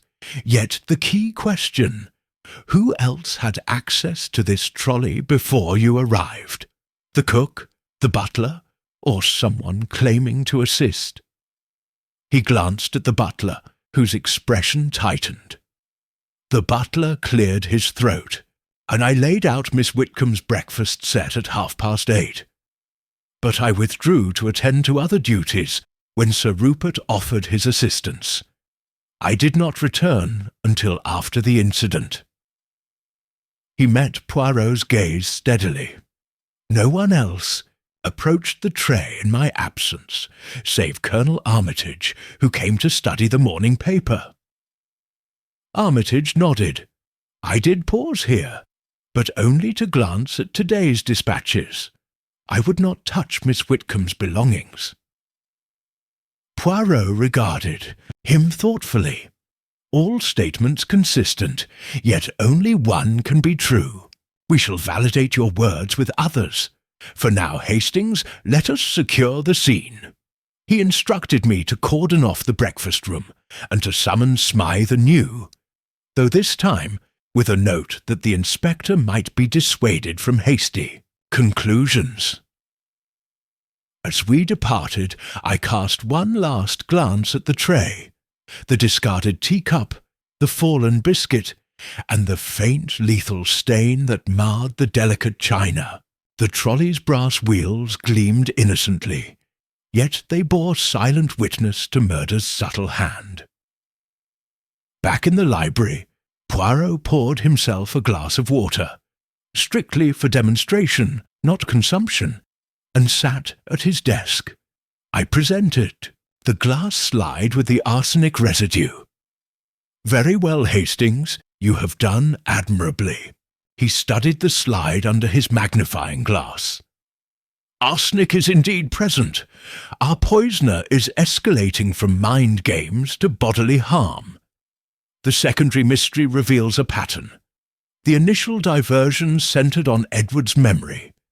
Now, the violence focuses on those most likely to challenge the murderer's scheme.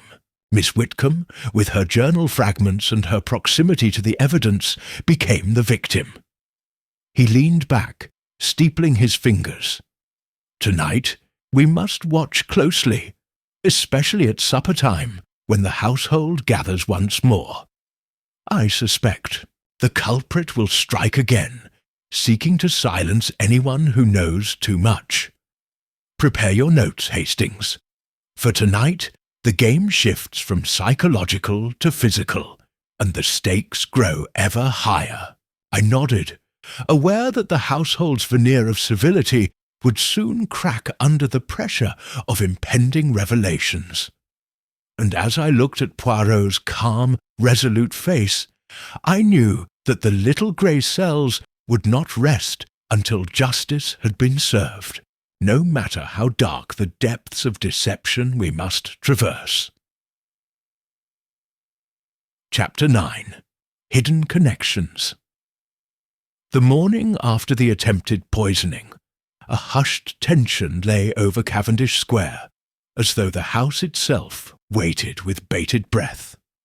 Poirot and I met in the library, where the detective's keen eyes roamed over yesterday's notes and the fragments of evidence he had gathered. He tapped a slender fingertip against his chin. "Hastings," he said softly, "our secondary mystery has exposed violence. Now we turn to hidden connections, that web of relationships and obligations which binds our suspects together." He motioned me to follow as he moved toward the grand bookcase along the library's rear wall. With a measured flourish, Poirot pulled a volume of Ravenswood family histories from its place. A faint click echoed as a hidden latch released, and the shelf swung inward to reveal a narrow compartment. Inside lay several sealed envelopes and a small leather-bound ledger. Its gilt title faded, Ravenswood Estate Accounts. He extracted a bundle of papers and returned the shelf to its place. "Observe," Poirot murmured, laying the documents on the table. "These are records of financial arrangements made shortly before Edward's departure for India. Undocumented. Debts, agreements, and correspondences never entered into the official will." He unfolded a letter addressed in Edward's hand to Colonel Armitage. I read aloud, "Mon cher Armitage, your counsel and support have been invaluable.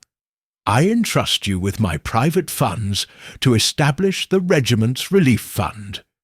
Keep this confidential, for the family cannot know until it is fully operational. Yours in faith, Edward R." Poirot nodded.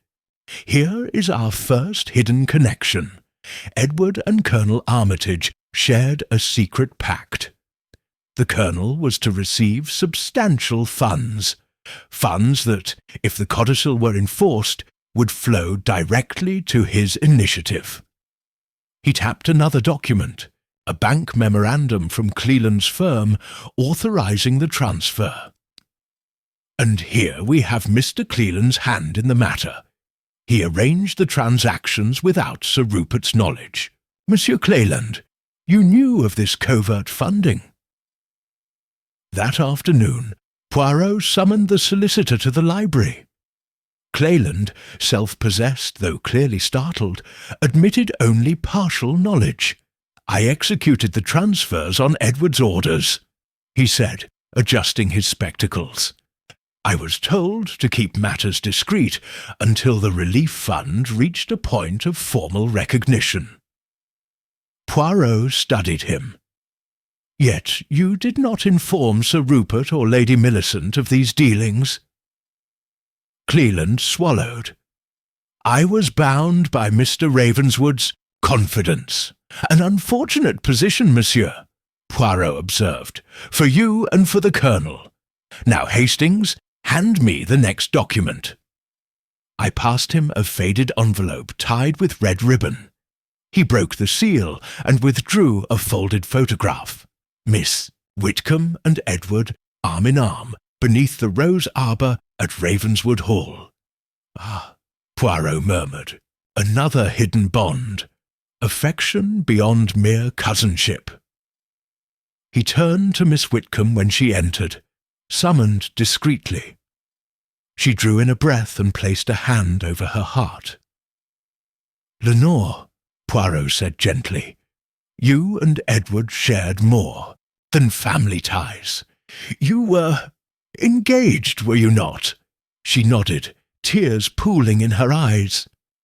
We planned to marry on his return, but Edward feared the scandal that would arise if the family learned of our match, given the entail and expectations upon Sir Rupert's line. Puarro folded the photograph carefully. You too depended on the codicil. Its provisions would have secured your future, hence your presence near the safe and your research with Mr. Cleland. Your motive is clear, mademoiselle, yet not necessarily criminal. She bowed her head. I loved him. I would have done anything to protect his memory. Poirot's gaze then swept to Colonel Armitage. And you, Colonel, had the power to ensure that Miss Whitcomb's engagement came to fruition, provided Edward's funds remained accessible. If the codicil surfaced, you would be obliged to surrender those resources, jeopardizing your relief fund. The Colonel's jaw tightened. I would not harm them. Poirot's eyes narrowed. Yet the pressure upon you must have been considerable. Secret debts, clandestine romance, and a woman in peril. He paused, then stepped away, addressing the assembled group. We see now a network of hidden connections. Edward's secret generosity to the Colonel's reliance on his friend's funds, Miss Whitcomb's engagement contingent upon Edward's assets, and Mr. Cleland's role as intermediary, each thread interwoven. Sir Rupert, standing apart, cleared his throat. And what of me? I was kept in the dark, poisoned by omission and deception. Puarro inclined his head. Your ignorance was deliberate, Sir Rupert. Someone wished you to believe Edward's affairs were inconsequential, directing attention elsewhere. The true architect of this subterfuge harnessed these hidden ties to manipulate each suspect. Guilt in Lady Millicent for her last quarrel, obligation in Colonel Armitage, devotion in Miss Whitcomb, and professional loyalty in Mr. Cleland. Hume turned to Lady Millicent. Madam, you feared for your inheritance, yet you also carried regret for harsh words spoken to Edward. That regret amplified your agitation at last night's verse exercise. Millicent's eyes filled. I mourn him still." Puarro stepped to the hearth and placed the ledger upon its edge. Now, we understand why the hearth, symbol of home and family, became the stage for this drama. The poem, the voice, the poisoning. Each act sought to coerce Sir Rupert into abandoning any search for the codicil, to keep control with one party or another. He faced us all. These hidden connections explain motive and opportunity, but they do not reveal the culprit. They show who stood to gain and who stood to lose.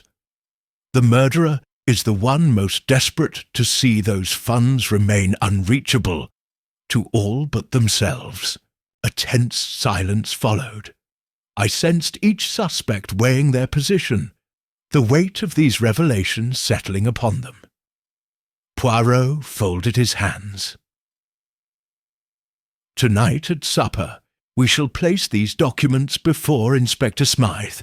His report will then be based not on false leads, but on the true web of relationships. And in that moment, the real culprit, unable to withstand scrutiny, will make a fatal mistake." As we dispersed, I glanced once more at the hidden compartment in the bookcase, now silent. The hearth's flickering embers seemed to glow with promise. From the ashes of deceit, the truth would soon rise. Chapter 10. Poirot's secret clue. That evening, the household gathered once more in the candlelit dining room. The long mahogany table laid with silver candelabra and fine china. The air was heavy with anticipation, as if even the flames dared not flicker too boldly for fear of betraying some hidden truth. I sat beside Puarro, who appeared unusually contemplative, his eyes fixed upon the assembled suspects as they took their seats. "Mes amis," he announced, "tonight we present to Inspector Smythe the true web of connections we have uncovered. But before he arrives, allow me one final exercise of the little grey cells." With that, Puarro rose and held aloft a small charred fragment of paper, the second piece of verse recovered from the hearth's secret cavity. He spread the fragment gently on a china plate, as though it were a delicate butterfly. "Observe, Hastings, this piece bears partial lines of Edward's poem, but the edges are singed unevenly. Note how the left side is more burnt than the right." He tapped the fragment with a slender finger. "This suggests it was exposed to heat from one direction only. From whence did the flame come?" The guests exchanged glances. Colonel Armitage, dining with polite restraint, met Poirot's gaze steadily. Miss Whitcomb's breath caught, and she covered her mouth with her napkin. Sir Rupert sank into his chair, fingers tightening on his fork. Lady Millicent, pale as porcelain, blinked rapidly, and Mr. Cleland pressed the rim of his wineglass to his lips, as though seeking solace. Puarro continued. The hearth's fire would scorch both sides equally. Only a single candle flame could produce such an asymmetric burn pattern. And where might such a candle have been positioned? On the small table beside the armchair in the drawing-room, exactly where Lady Millicent sat when she discovered the verse 2 nights ago. A ripple of surprise passed through the table. Millicent's hand flew to her throat. "Monsieur," she whispered, Poirot raised his hand to stay her. "Patience, madam. This is not a condemnation, but a clue. A secret clue that points us to the moment and the person who first wielded the fragment. Now let us reconstruct the sequence. The poem fragment was torn and planted, the flame applied, the fragment reheated to suggest recent placement. He paused to let the implication sink in. Sir Rupert cleared his throat. "But my wife did not plant it. She found it." "Indeed," Puarro agreed, "yet only one person had reason to ensure that fragment appeared aged and incriminating in the precise manner recorded. Someone who knew the drawing room's layout and the location of that small table.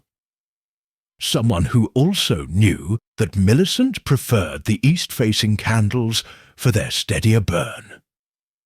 Miss Whitcomb's voice trembled. "But many in this house know of my aunt's habits." "True," Puarro conceded, "yet only one moved that candle from the table to the mantel before the fragment's exposure to heat, and only one returned it afterward." He turned to Colonel Armitage. "You arranged the candle next to Lady Millicent as a courtesy, did you not?" The Colonel's eyes widened. Yes. She complained the light was too dim for her embroidery. I fetched the tall candlestick from the sideboard. And so," Puarro said, "you unknowingly provided the means for the burn. But who replaced the fragment afterward? That requires someone familiar with the hearth's inner shelf, someone who combined the candle's flame with the poem to create the illusion of haunting." He locked eyes with Mr. Cleland. Cleland stiffened. "Surely you do not accuse me of such theatrics." Puarro inclined his head.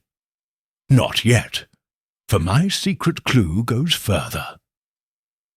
He retrieved a slender wooden matchstick from his pocket and held it between thumb and forefinger. This match was found lodged between the ledger and the back panel of the bookcase, a careless remnant, yet revealing. It bears a partial fingerprint. He passed the match to Sir Rupert, who examined it with a frown. "I do not recognize it." Puarro took it back. "The match's head is of a rare imported variety, one supplied only by a specialist tobacconist in Mayfair, known to be a favourite of Colonel Armitage's evening brand of cigars." He looked at the Colonel steadily. "And note the slight grease at the base, the residue of cigar oils. You handled this match after lighting your Cuban, yes?" Armitage swallowed, the air between his teeth crackling. I did take a candle to my study after supper and used a match before lighting my cigar." Poirot's eyes gleamed. "Precisely. That match could not have found its way behind the bookcase except by your hand, when you replaced the hidden documents after our morning discovery." The Colonel's face went ashen. Before any could speak, Puarro laid a gloved hand on the table. "But this is only part of the secret. The ledger we recovered holds entries made in Edward's hand, recording the Colonel's clandestine transactions. That ledger was returned to the bookcase and sealed by someone who wished us to find it, yes? By leaving this match, the murderer signalled confidence in our ignorance." Silence fell, the only sound the gentle drip of melting wax from the candelabra. I leaned toward Puarro, whispering, "You believe the Colonel orchestrated the entire scheme?" Poirot's gaze remained fixed on Armitage. He had motive to preserve the relief fund, which depended on Edward's secret moneys.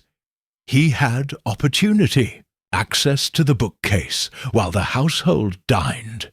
He had means, knowledge of the hearth, the drawing-room, and the imported matches. Yet the secret clue is this. The match's oil residue matches the Colonel's cigar brand. Beaumont and Sons. Havana No. 3, a blend I observed him favour in India. Armitage rose, voice shaking. I admit I feared losing the fund, but I did not harm Miss Whitcomb. The poisoning was not my doing." Puarro inclined his head gravely. Perhaps not directly, but you laid the groundwork, the verse fragment, the threats, the hidden ledger, to discredit Lady Millicent's claim and to mask the fund's true custodian. You sought to drive Sir Rupert away from inquiry and to isolate Miss Whitcomb. He turned to the others. Mes amis, we have the secret clue, a rare match bearing his oil, placed deliberately to misdirect us. Hidden in plain sight, it reveals the Colonel's hand in planting evidence. Miss Whitcomb clasped her hands, tears in her eyes.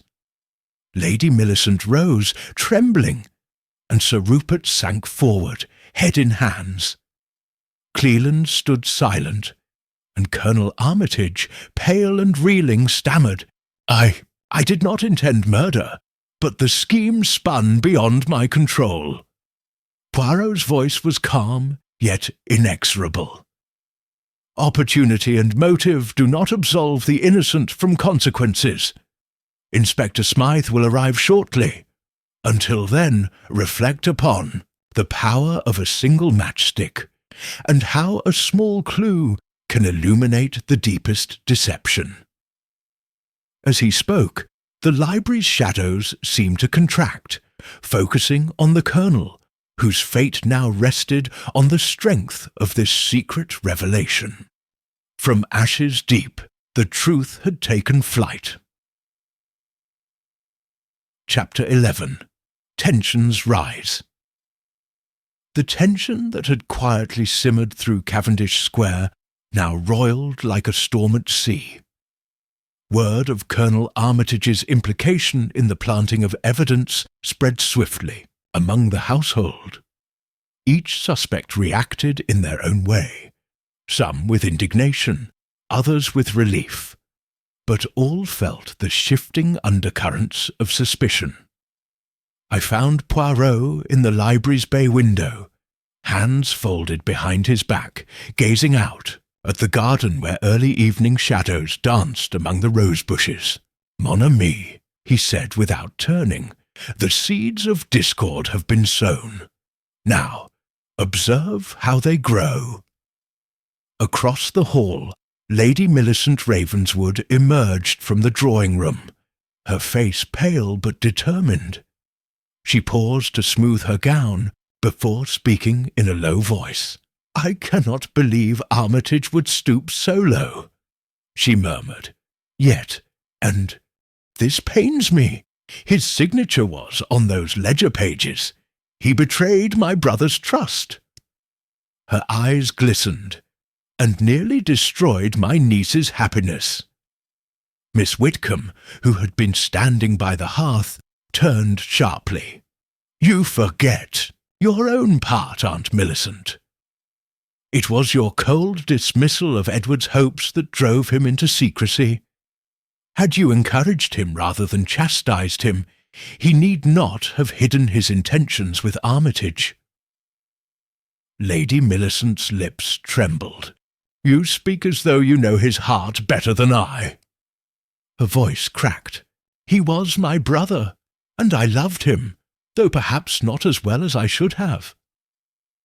At this, Sir Rupert Ravenswood stepped forward, voice quavering between grief and anger. Enough! Blame cannot restore Edward's safety, or undo these machinations. He looked from one to another. We stand on the edge of catastrophe, and you all fling accusations as though they might free you of responsibility. Colonel Armitage, pale but defiant, rose from his chair. He brushed imaginary dust from his cuffs. Responsibility? I took a matchstick and planted a fragment, yes, but only to protect what Edward entrusted to me. I never meant for any of you to suffer. His gaze darted toward Mr. Cleland. Is that not right, Tobias? You facilitated the transfers. Mr. Cleland stiffened, adjusting his spectacles. My role was to execute Edward's instructions, not to interpret their morality. I am no guardian of sentiment. He paused, eyes narrowed. "But if you believed yourself above reproach, Colonel, I beg you remember, the law acknowledges no good intention once lives are endangered." Miss Whitcomb's agitation spilled over. She snapped her fan closed with a sharp click. "This is absurd. We speak of protecting funds and codes of conduct while a woman nearly died from arsenic." She pointed at the portrait of Edward above the fireplace. "His memory is sullied by all of you twisting his legacy." Lady Millicent's hand flew to her throat. "How dare you!" she exclaimed. "You, whose secret engagement he hid. You, whose drafts placed you in his confidence." Her eyes darted at every face. "For all our faults, you too bear your share of blame." Puarro emerged from the shadows, his presence at once calming and commanding. He raised a hand, and gradually the voices subsided into uneasy quiet. "Make you amiss?" he began, his tone measured. "This tempest of accusation will not clear the air. It only clouds our vision further. The murderer, the one who intended blood for murder, not just fear, remains at large." He paused, letting his words sink in. Sir Rupert lowered his gaze, shoulders slumping. Lady Millicent sank into a chair, fingers pressed to her temples. Miss Whitcomb's lip trembled, and even Mr. Cleland's stoic mask showed cracks. "Puarro," continued, "your alliances and recriminations speak volumes about how guilt and fear manifest, but they do not reveal the assassin's identity. Only a direct misstep, a confession, an inadvertent glance, a slip of tongue will unmask the true culprit." At this, Colonel Armitage's composure cracked. He strode to the hearth, hands clenching the mantle. "You speak of slips, Monsieur Puarro. How many nights must I endure your scrutiny before you reveal what you already know?" His voice was taut, edged with desperation. "If I am guilty of planting that fragment, then so be it. But I did not poison Miss Whitcomb. That crime bears a different hand." Puarro fixed him with a serene gaze. "Your confession of one act does not excuse another you deny. The poisoner remains one among you who both had motive and opportunity, and who has not yet admitted their hand." He turned to the assembled group. "You see how easy it is to point fingers when emotions run high. Yet it is only through calm reflection, through measured questioning and patient observation, that we shall identify the true murderer." Sir Rupert rose, voice low but resolute. "Then question us all again. Put us through trials until the guilty one can bear no more." His eyes met Millicent's, then Whitcomb's, each harbouring their own doubts. "Expose the murderer, Puarro. Spare this house further torment." Puarro inclined his head. "As you wish, Sir Rupert. Tomorrow we shall proceed with renewed interviews and a final confrontation that will test your truths against your fears." He glanced at me. "Hastings, prepare your notes. Tonight each suspect knows they are watched, and each will feel the sweet sting of suspicion. Tensions have risen. Tomorrow they must break." As the group dispersed, each to their rooms or to restless pacing, I lingered by the hearth. The flickering embers cast long shadows, as though the house itself bore witness to these fractures. Puarro joined me, his expression thoughtful. "You see, Hastings, how a web of hidden debts and secret confessions can bind even the closest of kin to guilt, to fear, to self-preservation. yet only one strand leads to murder. He placed a gentle hand on my shoulder. Rest now, for tomorrow the crucible will test each heart, and only then will the murderer's resolve finally collapse. Outside the fog thickened, curling around windows and doors, as though the city conspired to cloak the sins within. Within those walls, suspicion had taken shape, and the final unravelling would soon begin. Chapter 12. The confrontation that evening's supper was a muted affair. The grand dining room, its windows curtained against the fog outside, was lit by a single row of candelabra along the centre of the table, throwing wavering pools of light over stern faces. Hastings took his seat beside Puarro, who surveyed the assembled guests, Lady Millicent, Sir Rupert, Miss Whitcomb, Colonel Armitage, and Mr. Cleland, with the calm intensity of a hawk before a strike. Puarro rose when the servants withdrew. Mes amis, he announced in his measured tones, tonight we reach the pivotal moment.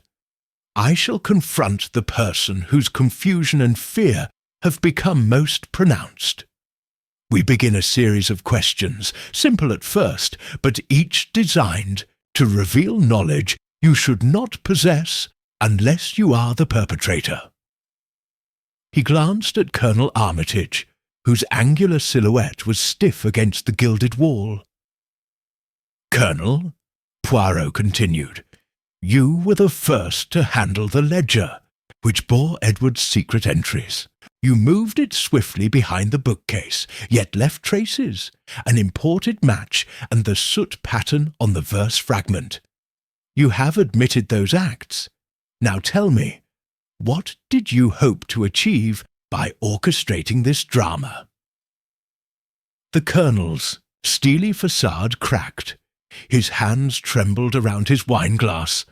I wish to force Sir Rupert to abandon any thought of the codicil, he stammered.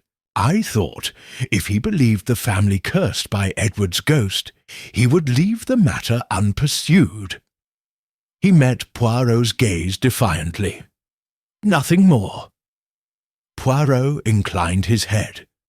A strategic miscalculation, perhaps. Yet the attempt on Miss Whitcomb's life, poisoning her tea, was far beyond mere theatrics. You did not execute that act yourself, did you? Armitage's eyes darted to Miss Whitcomb. She sat rigid, her fingers tightening around her napkin. No, he whispered. I did not want blood on my hands. That was not my plan. Puarro allowed a moment's silence to settle before turning to Mr. Cleland. Tobias Cleland, you arranged the fund transfers, aware of Edward's clandestine generosity. You informed no one of these dealings. When you realized the ledger had been discovered, what did you do? Cleland's face paled. I retrieved the ledger to prevent scandal. I feared the Colonel's fund would collapse. He swallowed. I did not foresee the poisoning or the death threats. Puarro paused, then fixed his gaze on Sir Rupert. Sir Rupert, you heard the threats, witnessed the verse fragment, saw the poisoning attempt, and yet never once considered the will's disappearance might serve another purpose, namely, to divert attention from these covert financial arrangements. Rupert met his nephew's eyes, no, his brother's eyes, of Sir Rupert himself. He shook his head. I was overwhelmed by grief and guilt. I could not imagine such duplicity. His voice faltered as he glanced at Millicent, who leaned forward, colour drained from her cheeks. Puarro folded his arms before Lady Millicent. Madame, you too have motive. Your inheritance would be nullified by Edward's codicil. Yet you displayed a genuine bond with your brother, even regret for your parting words. You would not intentionally harm Miss Whitcomb, Yet you possess the greatest knowledge of these personal stakes. Lady Millicent's gaze locked with Poirot's. Tears glistened in her eyes. I would never poison Lenore. My fear was only that her engagement would carry the estate away. She hesitated, voice tight. I did arrange for her tea to be served, separately from the others, precisely to protect her from any further ghostly prank. Poirot nodded slowly. A protective act, yes. Yet protection can be a guise for control. He let the moment stretch before turning finally to Miss Whitcomb. Lenore, you loved Edward and secretly wrote in his voice. You knew his poems intimately, and yet you nearly died from that arsenic. Why, I ask, did you not see it coming? Mrs. Whitcomb drew a shaking breath. I trusted this house, she said, voice wavering. I believed no one would truly harm me. She lifted her chin. I am no criminal. No, Poirot agreed, stepping back.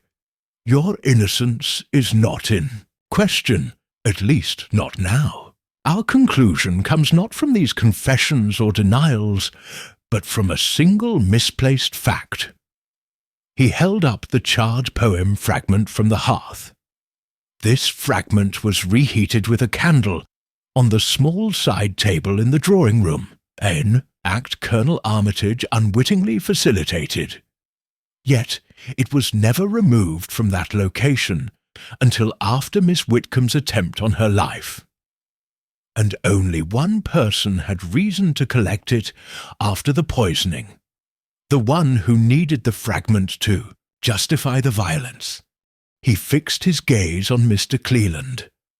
The solicitor shifted in his seat, a bead of sweat glinting on his brow.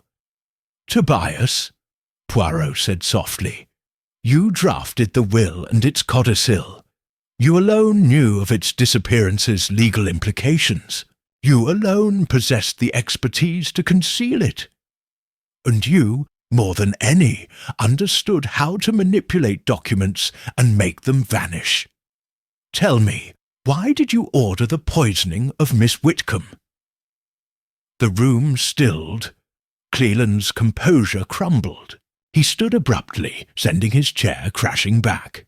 I did it to force her hand, he confessed, voice breaking. She threatened to publish her story, naming everyone, including me, in a scandalous light. I feared ruin. He covered his face. I never meant to kill her, only to frighten her into silence. Poirot's expression remained impassive. A foolish course, he said. Your fear of disgrace drove you to crime. The verse, the candle burns, the false leads, all orchestrated to mask your actions in theatrical grandeur. But the law requires proof. Here, he handed the charred fragment to Sir Rupert, is proof of your desperation. Cleland sank too, his knees, voice hushed. Forgive me. I see now how my actions have wounded innocent hearts. He looked up at Miss Whitcomb, tears in his eyes. I beg your pardon. Miss Whitcomb rose, voice steady despite her shock. May you find the mercy you denied. Sir Rupert moved to assist the solicitor to his feet, while Lady Millicent dabbed at her eyes with a lace kerchief. Colonel Armitage and I exchanged a glance of relief, tempered by the gravity of the confession. Poirot turned to Hastings. The confrontation is complete. We have unearthed the admission we required. Tomorrow, Inspector Smythe will formalize the charges. He paused, then addressed the remaining guests. Mes amis, the storm is passing. Let us hope that honesty, though painful, brings healing. As the household dispersed, I reflected on the evening's revelations. Under Poirot's steady hand, the tangled web of motives and misdirection had unravelled at last. The true culprit, driven by fear and shame, had fallen into the very trap he set for others. And in the hush of that solemn dining room, justice found its voice. Chapter 13. A desperate attempt to escape. The clang of the front door's heavy latch echoed through the hall as Inspector Smythe departed, newly tasked with formal charges against Tobias Cleland. A fragile calm settled over Cavendish Square, as though the household believed the worst had passed. Yet Poirot's eyes remained vigilant, his little grey cells ever alert to the faintest tremor of intent. As the evening shadows lengthened, the drawing-room stood quiet, its chairs still arranged in the semicircle of interrogation. Sir Rupert Ravenswood fetched a decanter of sherry for Lady Millicent, whose composure had returned only partially after the harrowing confession. Miss Whitcomb sat near the hearth, her embroidery left unfinished as she stared into the dying embers. Colonel Armitage paced the carpet, hands clasped behind him, muttering fragments of verse under his breath. Poirot rose from his spot beside Hastings. "Mes amis," he said softly, "we must not relax our guard. A confession is but the beginning of justice. In my experience, desperation can provoke the most drastic of acts." He strode to the door and peered down the corridor. "Secure the exits, Hastings. I wish no one to depart unannounced." I hurried to obey, instructing the footman to lock the front and back doors, and to keep the keys within my pocket. By the time I returned, Poirot had already resumed his seat, though his expression was taut with expectation. Moments later, the hush was shattered by a distant crash, a sound more thunderous than a falling shutter, followed by hurried footsteps racing up the front staircase. Lady Millicent gasped, clutching her shawl. Sir Rupert leapt from his chair, and even Colonel Armitage halted mid-stride. Poirot's voice rang out with calm authority. "Stay here. Hastings, with me." We dashed into the hallway just in time to see Tobias Cleland sprint from the drawing room toward the main stairs, a leather satchel clutched at his side. His spectacles lay skewed on his nose, and his dark coat flared behind him as he mounted the steps 2 at a time. "Stop him!" Poirot ordered, though his tone bore no hint of panic. He and I pursued Cleland through the dim corridors, past the portrait-lined walls of the upper landing. At the head of the stairs, Cleland flung open the door to his study, bolting it behind him with a resounding click. Poirot halted before the closed door, his voice a whisper. He is desperate to reach something in there, perhaps the missing codicil or other papers that confirm his scheme. He pressed his ear to the wood, then nodded. "You see, Hastings?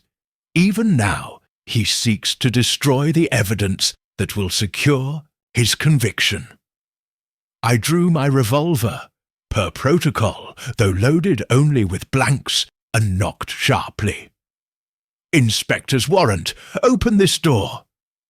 Inside, shuffling sounds and the scrape of furniture betrayed Cleland's frantic movements. After a moment, the lock clicked, and the door swung inward.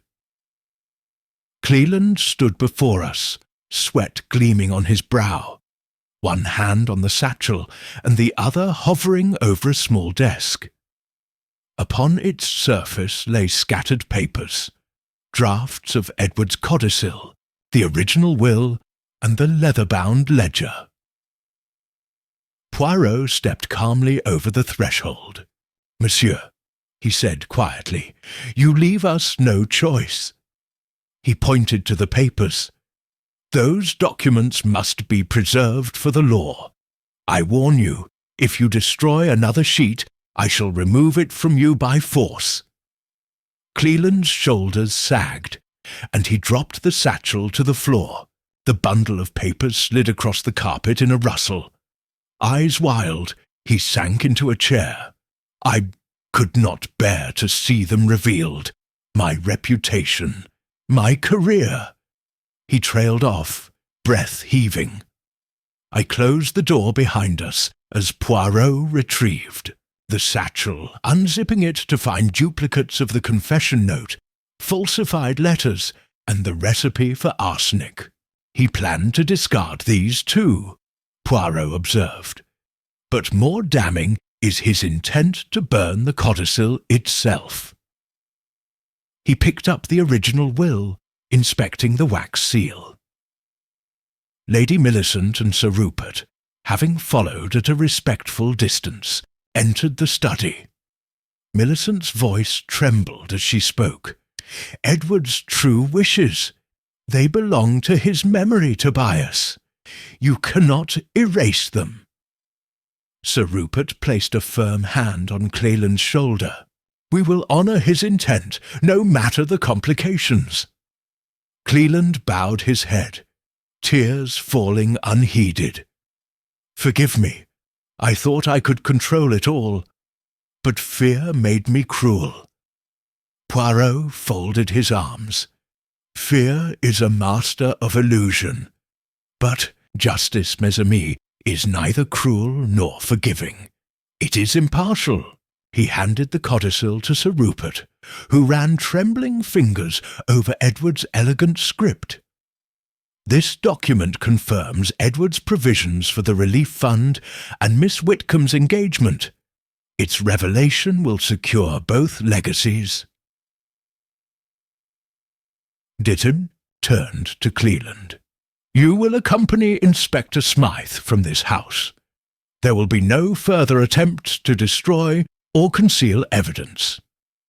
Cleland nodded, resignation marking his features. As the household watched, we escorted the solicitor downstairs. At the front door, the footman presented the keys, and the door swung open to the grey November night. Cleland paused on the threshold, glancing back at the warm glow within. "I have betrayed your trust," he whispered to Millicent, "and I shall carry that shame until the end." Lady Millicent offered a gentle nod. "Perhaps confession will free you more than any concealment." Puarro followed us to the door, then closed it firmly. He turned to the assembled family and Colonel Armitage. "The escape has been thwarted, the evidence secured, and the culprit in custody. Yet remember this night, when desperation nearly set him free." His gaze swept them all. "Now we proceed to the final gathering, where all will be laid bare." We re-entered the drawing-room, its hush once more absolute. The hearth's embers glowed faintly, a reminder that from their ashes, truth had emerged triumphant. The stage was set for the concluding act, and with the solicitor's desperate flight halted, nothing remained to conceal the heart of the affair at the hearth. Chapter 14. The final piece falls into place. The house was unnaturally quiet the morning after Tobias Cleland's frantic flight and subsequent capture. Even the servants moved with muted steps, as though fearful of disturbing fate's delicate balance. Puarro rose early and summoned me to the library, where he sat before an open ledger, his brow furrowed in concentration. "Hastings," he said, "we have revealed the solicitor's crimes. The theft of the will, the planting of false leads, the poisoning, and his attempted escape. Yet one element of our mystery remains unaccounted for: the phantom voice from the hearth. By what means did our murderer project Edward Ravenswood's ghostly plea. That, mes amis, is the final piece, stood and led me toward the drawing-room. The morning sun had dispelled last night's fog, but the hearth's embers lay cold and still. Puarro moved to the fireplace, running a finger along the mortar between bricks. "Notice here," he murmured, pointing to a narrow gap on the right side of the hearth. "A slight irregularity in the joint. This gap is not natural. It was created deliberately to conceal a small speaking tube." He produced a slender metal rod from his pocket, a probe he had fashioned the previous evening. Inserting it into the gap, he pressed firmly, and then tilted his head as a soft click echoed from within. A hidden panel slid open, revealing a thin brass tube that ran upward behind the chimney breast. I peered into the cavity. "A speaking tube!" I exclaimed. "So the voice was transmitted from another room." "Exactement," Puarro said with satisfaction. Our murderer installed this contraption beneath cover of night, connecting the hearth to the servant quarters where messages could be whispered and carried by the tube's acoustics. By speaking through it, one could project a disembodied voice at the hearth, and who better than the household solicitor, who had unrestricted access to every corner of this house? He replaced the rod and closed the panel with a soft click. Note how Cleland orchestrated this. He rehearsed the verses in Edward's voice, selecting lines from the journal that would chill the family's blood. Then, on the evening of the Éticheur first incident, he crept to the servants' corridor, waited for silence, and spoke through the tube. The acoustics, combined with the hearth's hollow cavity, created the chilling effect. Puarro turned to me, eyes gleaming. "Our final piece is sound and mechanism, mundane yet terrifying. With this knowledge, we can reconstruct the sequence of events. First, the poem fragment hidden in the hearth. Second, the phantom voice conveyed through the tube. Third, the stolen will. Fourth, the poisoning. And fifth, the attempted destruction of evidence." He paused, touching the hearth tenderly. Each act built upon the last, a cascade of fear and misdirection. I examined the tube's opening. Could anyone else have installed such a device? It would require tools and expertise, and a knowledge of the house plans. "Precisely," Puarro agreed. Only Cleland possessed both. He alone had seen the blueprints when drafting the will and codicil. He alone had tools in his legal box. The Colonel's activities in the bookcase and the poet's voice work were misdirection, supporting roles to the solicitor's primary stagecraft. He led me back to his desk, where he produced a small map of the house. With graceful strokes, Puarro traced the tube's path from the servants' pantry, up behind the library and into the hearth's cavity. "Here," he said, marking each point, "is where Cleland stood when he spoke, and here is where the voice emerged." He timed his incantations to coincide with the log placements and the will's removal, ensuring that the family's attention was diverted from the true crime. Lady Millicent entered quietly, her eyes clear and steady for the first time. "Monsieur Puarro," she said, "you have found the device. I feared the logic of this affair would never be revealed." She placed her hand upon the map. "My brother would be comforted that justice, however belated, now has firm footing." Sir Rupert followed, placing a gentle hand on his wife's shoulder. "And now we know how he manipulated us all. The voice, the verse, the terror.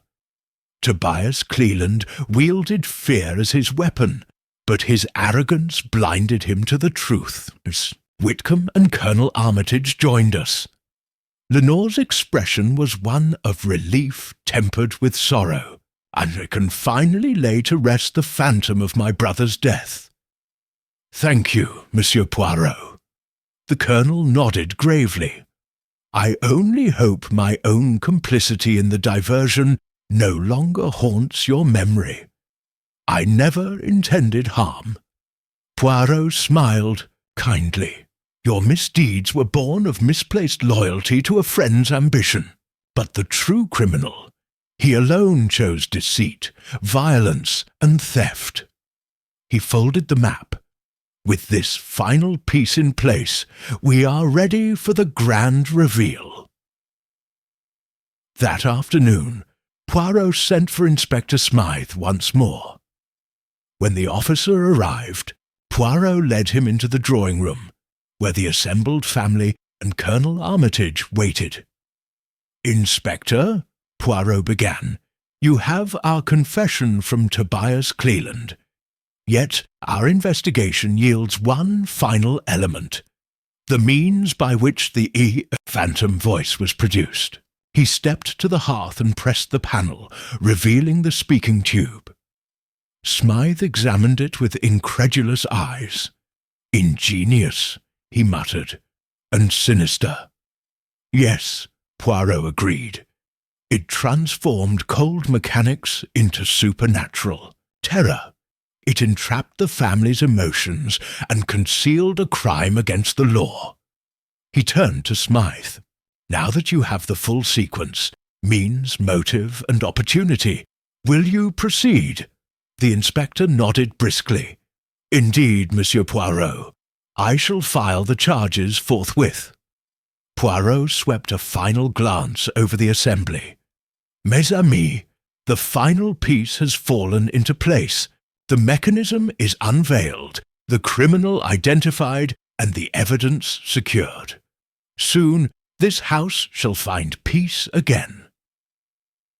As Smythe departed, the household exhaled collectively, the weight of fear and uncertainty lifting from their shoulders.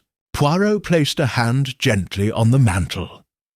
"And so, Hastings," he whispered, "the little grey cells have triumphed once more. From the ashes of deceit, the truth has emerged whole, and the hearth's silent voice is silenced at last." Chapter 15. The Final Gathering. That evening, the drawing-room at Cavendish Square was transformed into a scene worthy of the greatest theatre. All curtains were drawn, and the sole illumination came from the hearth's gentle glow and a ring of shaded lamps set upon low tables. The grand chairs were arranged in a tight semicircle before the hearth, seating Lady Millicent, Sir Rupert, Miss Whitcomb, Colonel Armitage, and Inspector Smythe, who had returned to witness the culmination of Poirot's investigation. I stood beside Puarro, quill and notepad in hand, while the solicitor, Tobias Cleland, remained confined upstairs under watchful guard. Puarro entered with measured poise, his waxed moustache impeccably groomed, his gaze sweeping each face in turn. "Mes amis," he began, voice as smooth and deliberate as a violin's opening note. "Tonight, we gather not merely to recount events, but to reconstruct them, step by step, so that each of you may see how the web of deception was woven, and where the single thread of truth must emerge." A hush fell. Puarro motioned me forward, and I handed him the rolled map of the speaking tube's route. He unfurled it upon a small easel beside the hearth. "First," he said, pointing to the servants' corridor on the plan, "we had the installation of this brass tube concealed behind the chimney breast. Only one man had access to these blueprints and the tools to bore such a channel, the solicitor, Mr. Cleland." He turned to Cleland, who sat rigid in his chair. "Tobias, You plotted to conjure Edward's voice, to frighten the family, divert attention from your theft of the will, and thus preserve your control over the codicil's assets. Cleland's jaw trembled, but he said nothing. Puarro continued, "Next, we have the placement of the poem fragment." He moved his finger to the hearth's inner ledge. "This line, 'Oh softly speak, from ashes deep, the truth takes flight,' was torn from Edward's journal, singed unevenly by a single candle flame, and planted beneath the bricks. Only someone familiar with the drawing-room's layout and able to remove and replace the mantel bricks without detection could perform that feat. Again, Tobias, you had both the skill and the opportunity." Cleland's eyes flicked to the hearth, as if recalling that clandestine moment. "Then came the false leads," Puarro said, lifting a folded letter from his coat pocket, the so-called blackmail note from Miss Whitcomb to an unknown correspondent, in fact, a publisher's submission, and the gloves monogrammed RR used to implicate Sir Rupert. He tapped the gloves displayed on a side table. These were planted to misdirect Inspector Smythe and the household alike. That elaborate ruse required your understanding of family guilt and rivalry. Sir Rupert's pale face brightened with vindication, but he said nothing. Puarro set aside the gloves and addressed Colonel Armitage. "You, Colonel, unwittingly aided the deception by moving the candle to facilitate the singeing of the fragment, and by retrieving the ledger in the mistaken belief you were protecting Edward's relief fund. Yet your actions were born of misplaced loyalty, not premeditation." Colonel Armitage inclined his head, relief mingling with remorse. Puarro turned to Lady Millicent and Miss Whitcomb. "Ladies, your recriminations and fear were the emotional canvas upon which Cleland painted his drama. Lenore, your intimate knowledge of Edward's verses made you a natural focus for his psychological terror, and a convenient red herring for his financial crimes. And you, Millicent, your regret over harsh words with your brother rendered you vulnerable to guilt's burden." Lady Millicent's eyes glistened, and Miss Whitcomb lowered her gaze. Puarro stepped forward, drawing in a steady breath. But the most damning act was the attempted poisoning of Miss Whitcomb. Arsenic slipped into her morning tea. That act moved beyond illusion into violence. Only someone desperate enough to silence a witness while protecting their ill-gotten gains would stoop so low. He produced the silver teaspoon stained with arsenic residue. This teaspoon was used by the cook, but the arsenic was applied afterward by your hand, Tobias, using the guise of culinary service. Cleland's shoulders slumped, tears brimming. Puarro surveyed the room, allowing the weight of his words to settle. Finally, the matchstick left behind in the bookcase, a Beaumont & Sons Havana No. 3 residue match, provided the secret clue that exposed Colonel Armitage's unwitting participation. But the speaking tube's blueprint, the singed fragment, the arsenic, and the stolen will all point to a single mind, that of the solicitor. Inspector Smythe rose, hat in hand. "Monsieur Puarro, your reconstruction is both elegant and exhaustive. I shall proceed with the formal charges against Mr. Cleland without delay." Cleland, voice choked, managed, "I confess all of it. The voice, the verse, the theft, the poisoning. I never meant to kill her, only to frighten." Puarro held up a hand to him, Fear does not justify violence, Tobias, yet your confession spares the family further uncertainty. The law will determine your fate." He then addressed the household. "Mes amis, the nightmare is over. From the first cry behind the hearth to this final gathering, the steps were clear," as she recounted her brother's fondness for poetry. Miss Whitcomb read a short verse from Edward's journal, her voice steady and soft. "I observed through the corner of my eye as Puarro, seated beside Hastings, allowed himself a small nod of satisfaction. The web of lies had unravelled, the culprit faced his due, and each heart in that room beat anew with relief and unity. In that moment, I realized two things. First, that justice tempered with compassion restores more than property or reputation. And second, that Poirot's little grey cells had again illuminated the shadows, guiding us from fear to clarity.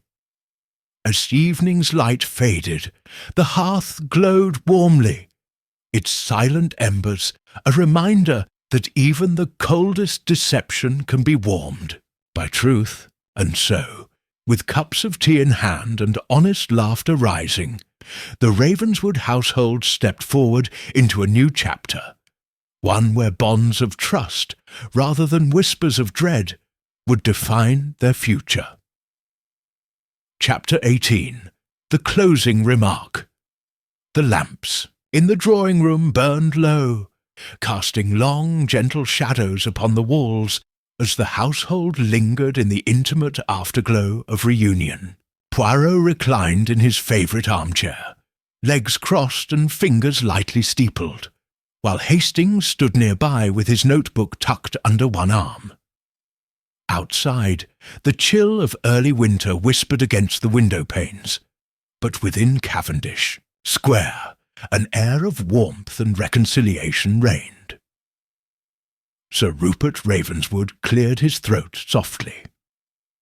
"Monsieur Puarro, before you depart, allow me on behalf of my family to express our deepest gratitude. You have restored not only our fortunes, but our faith in one another." Puarro inclined his head with a modest flourish. "It is my pleasure, Sir Rupert. The greatest reward for the detective is to see hearts healed and justice served." He paused, his eyes reflecting the flicker of the fireplace. "But let us not forget the final lesson of this affair, that beneath the facade of civility can lurk fear, regret, and greed, and that only by shining the light of reason upon those shadows can we banish them." Lady Millicent rose to fetch a small lacquered box from a side table. She returned and placed it gently on Poirot's lap. "A token of our appreciation," she said. "A collection of Edward's poetry, newly bound and dedicated to you, for without your insight his verses might have remained hidden." Poirot lifted the box, running his fingertips over the lettering. Echoes from the hearth. He opened it to reveal the first page, inscribed in flowing script, "To Monsieur Hercule Poirot, whose little grey cells gave voice to the dead." His eyes shone with genuine emotion. "Madame, this honour humbles me beyond words. I shall treasure Edward's lines and your kindness always." Miss Whitcomb joined the circle, offering Poirot a single quill pen, its shaft inlaid with mother of pearl. "For future dedications," she said softly, "when you uncover truth in the darkest of places." He accepted it, turning to Hastings with an amused smile. "See, Hastings, even the instruments of detection can become instruments of gratitude.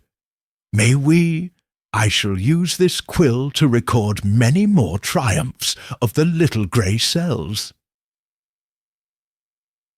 There's laughter, rippled through the room. Colonel Armitage stepped forward. "I, too, have something for you, monsieur."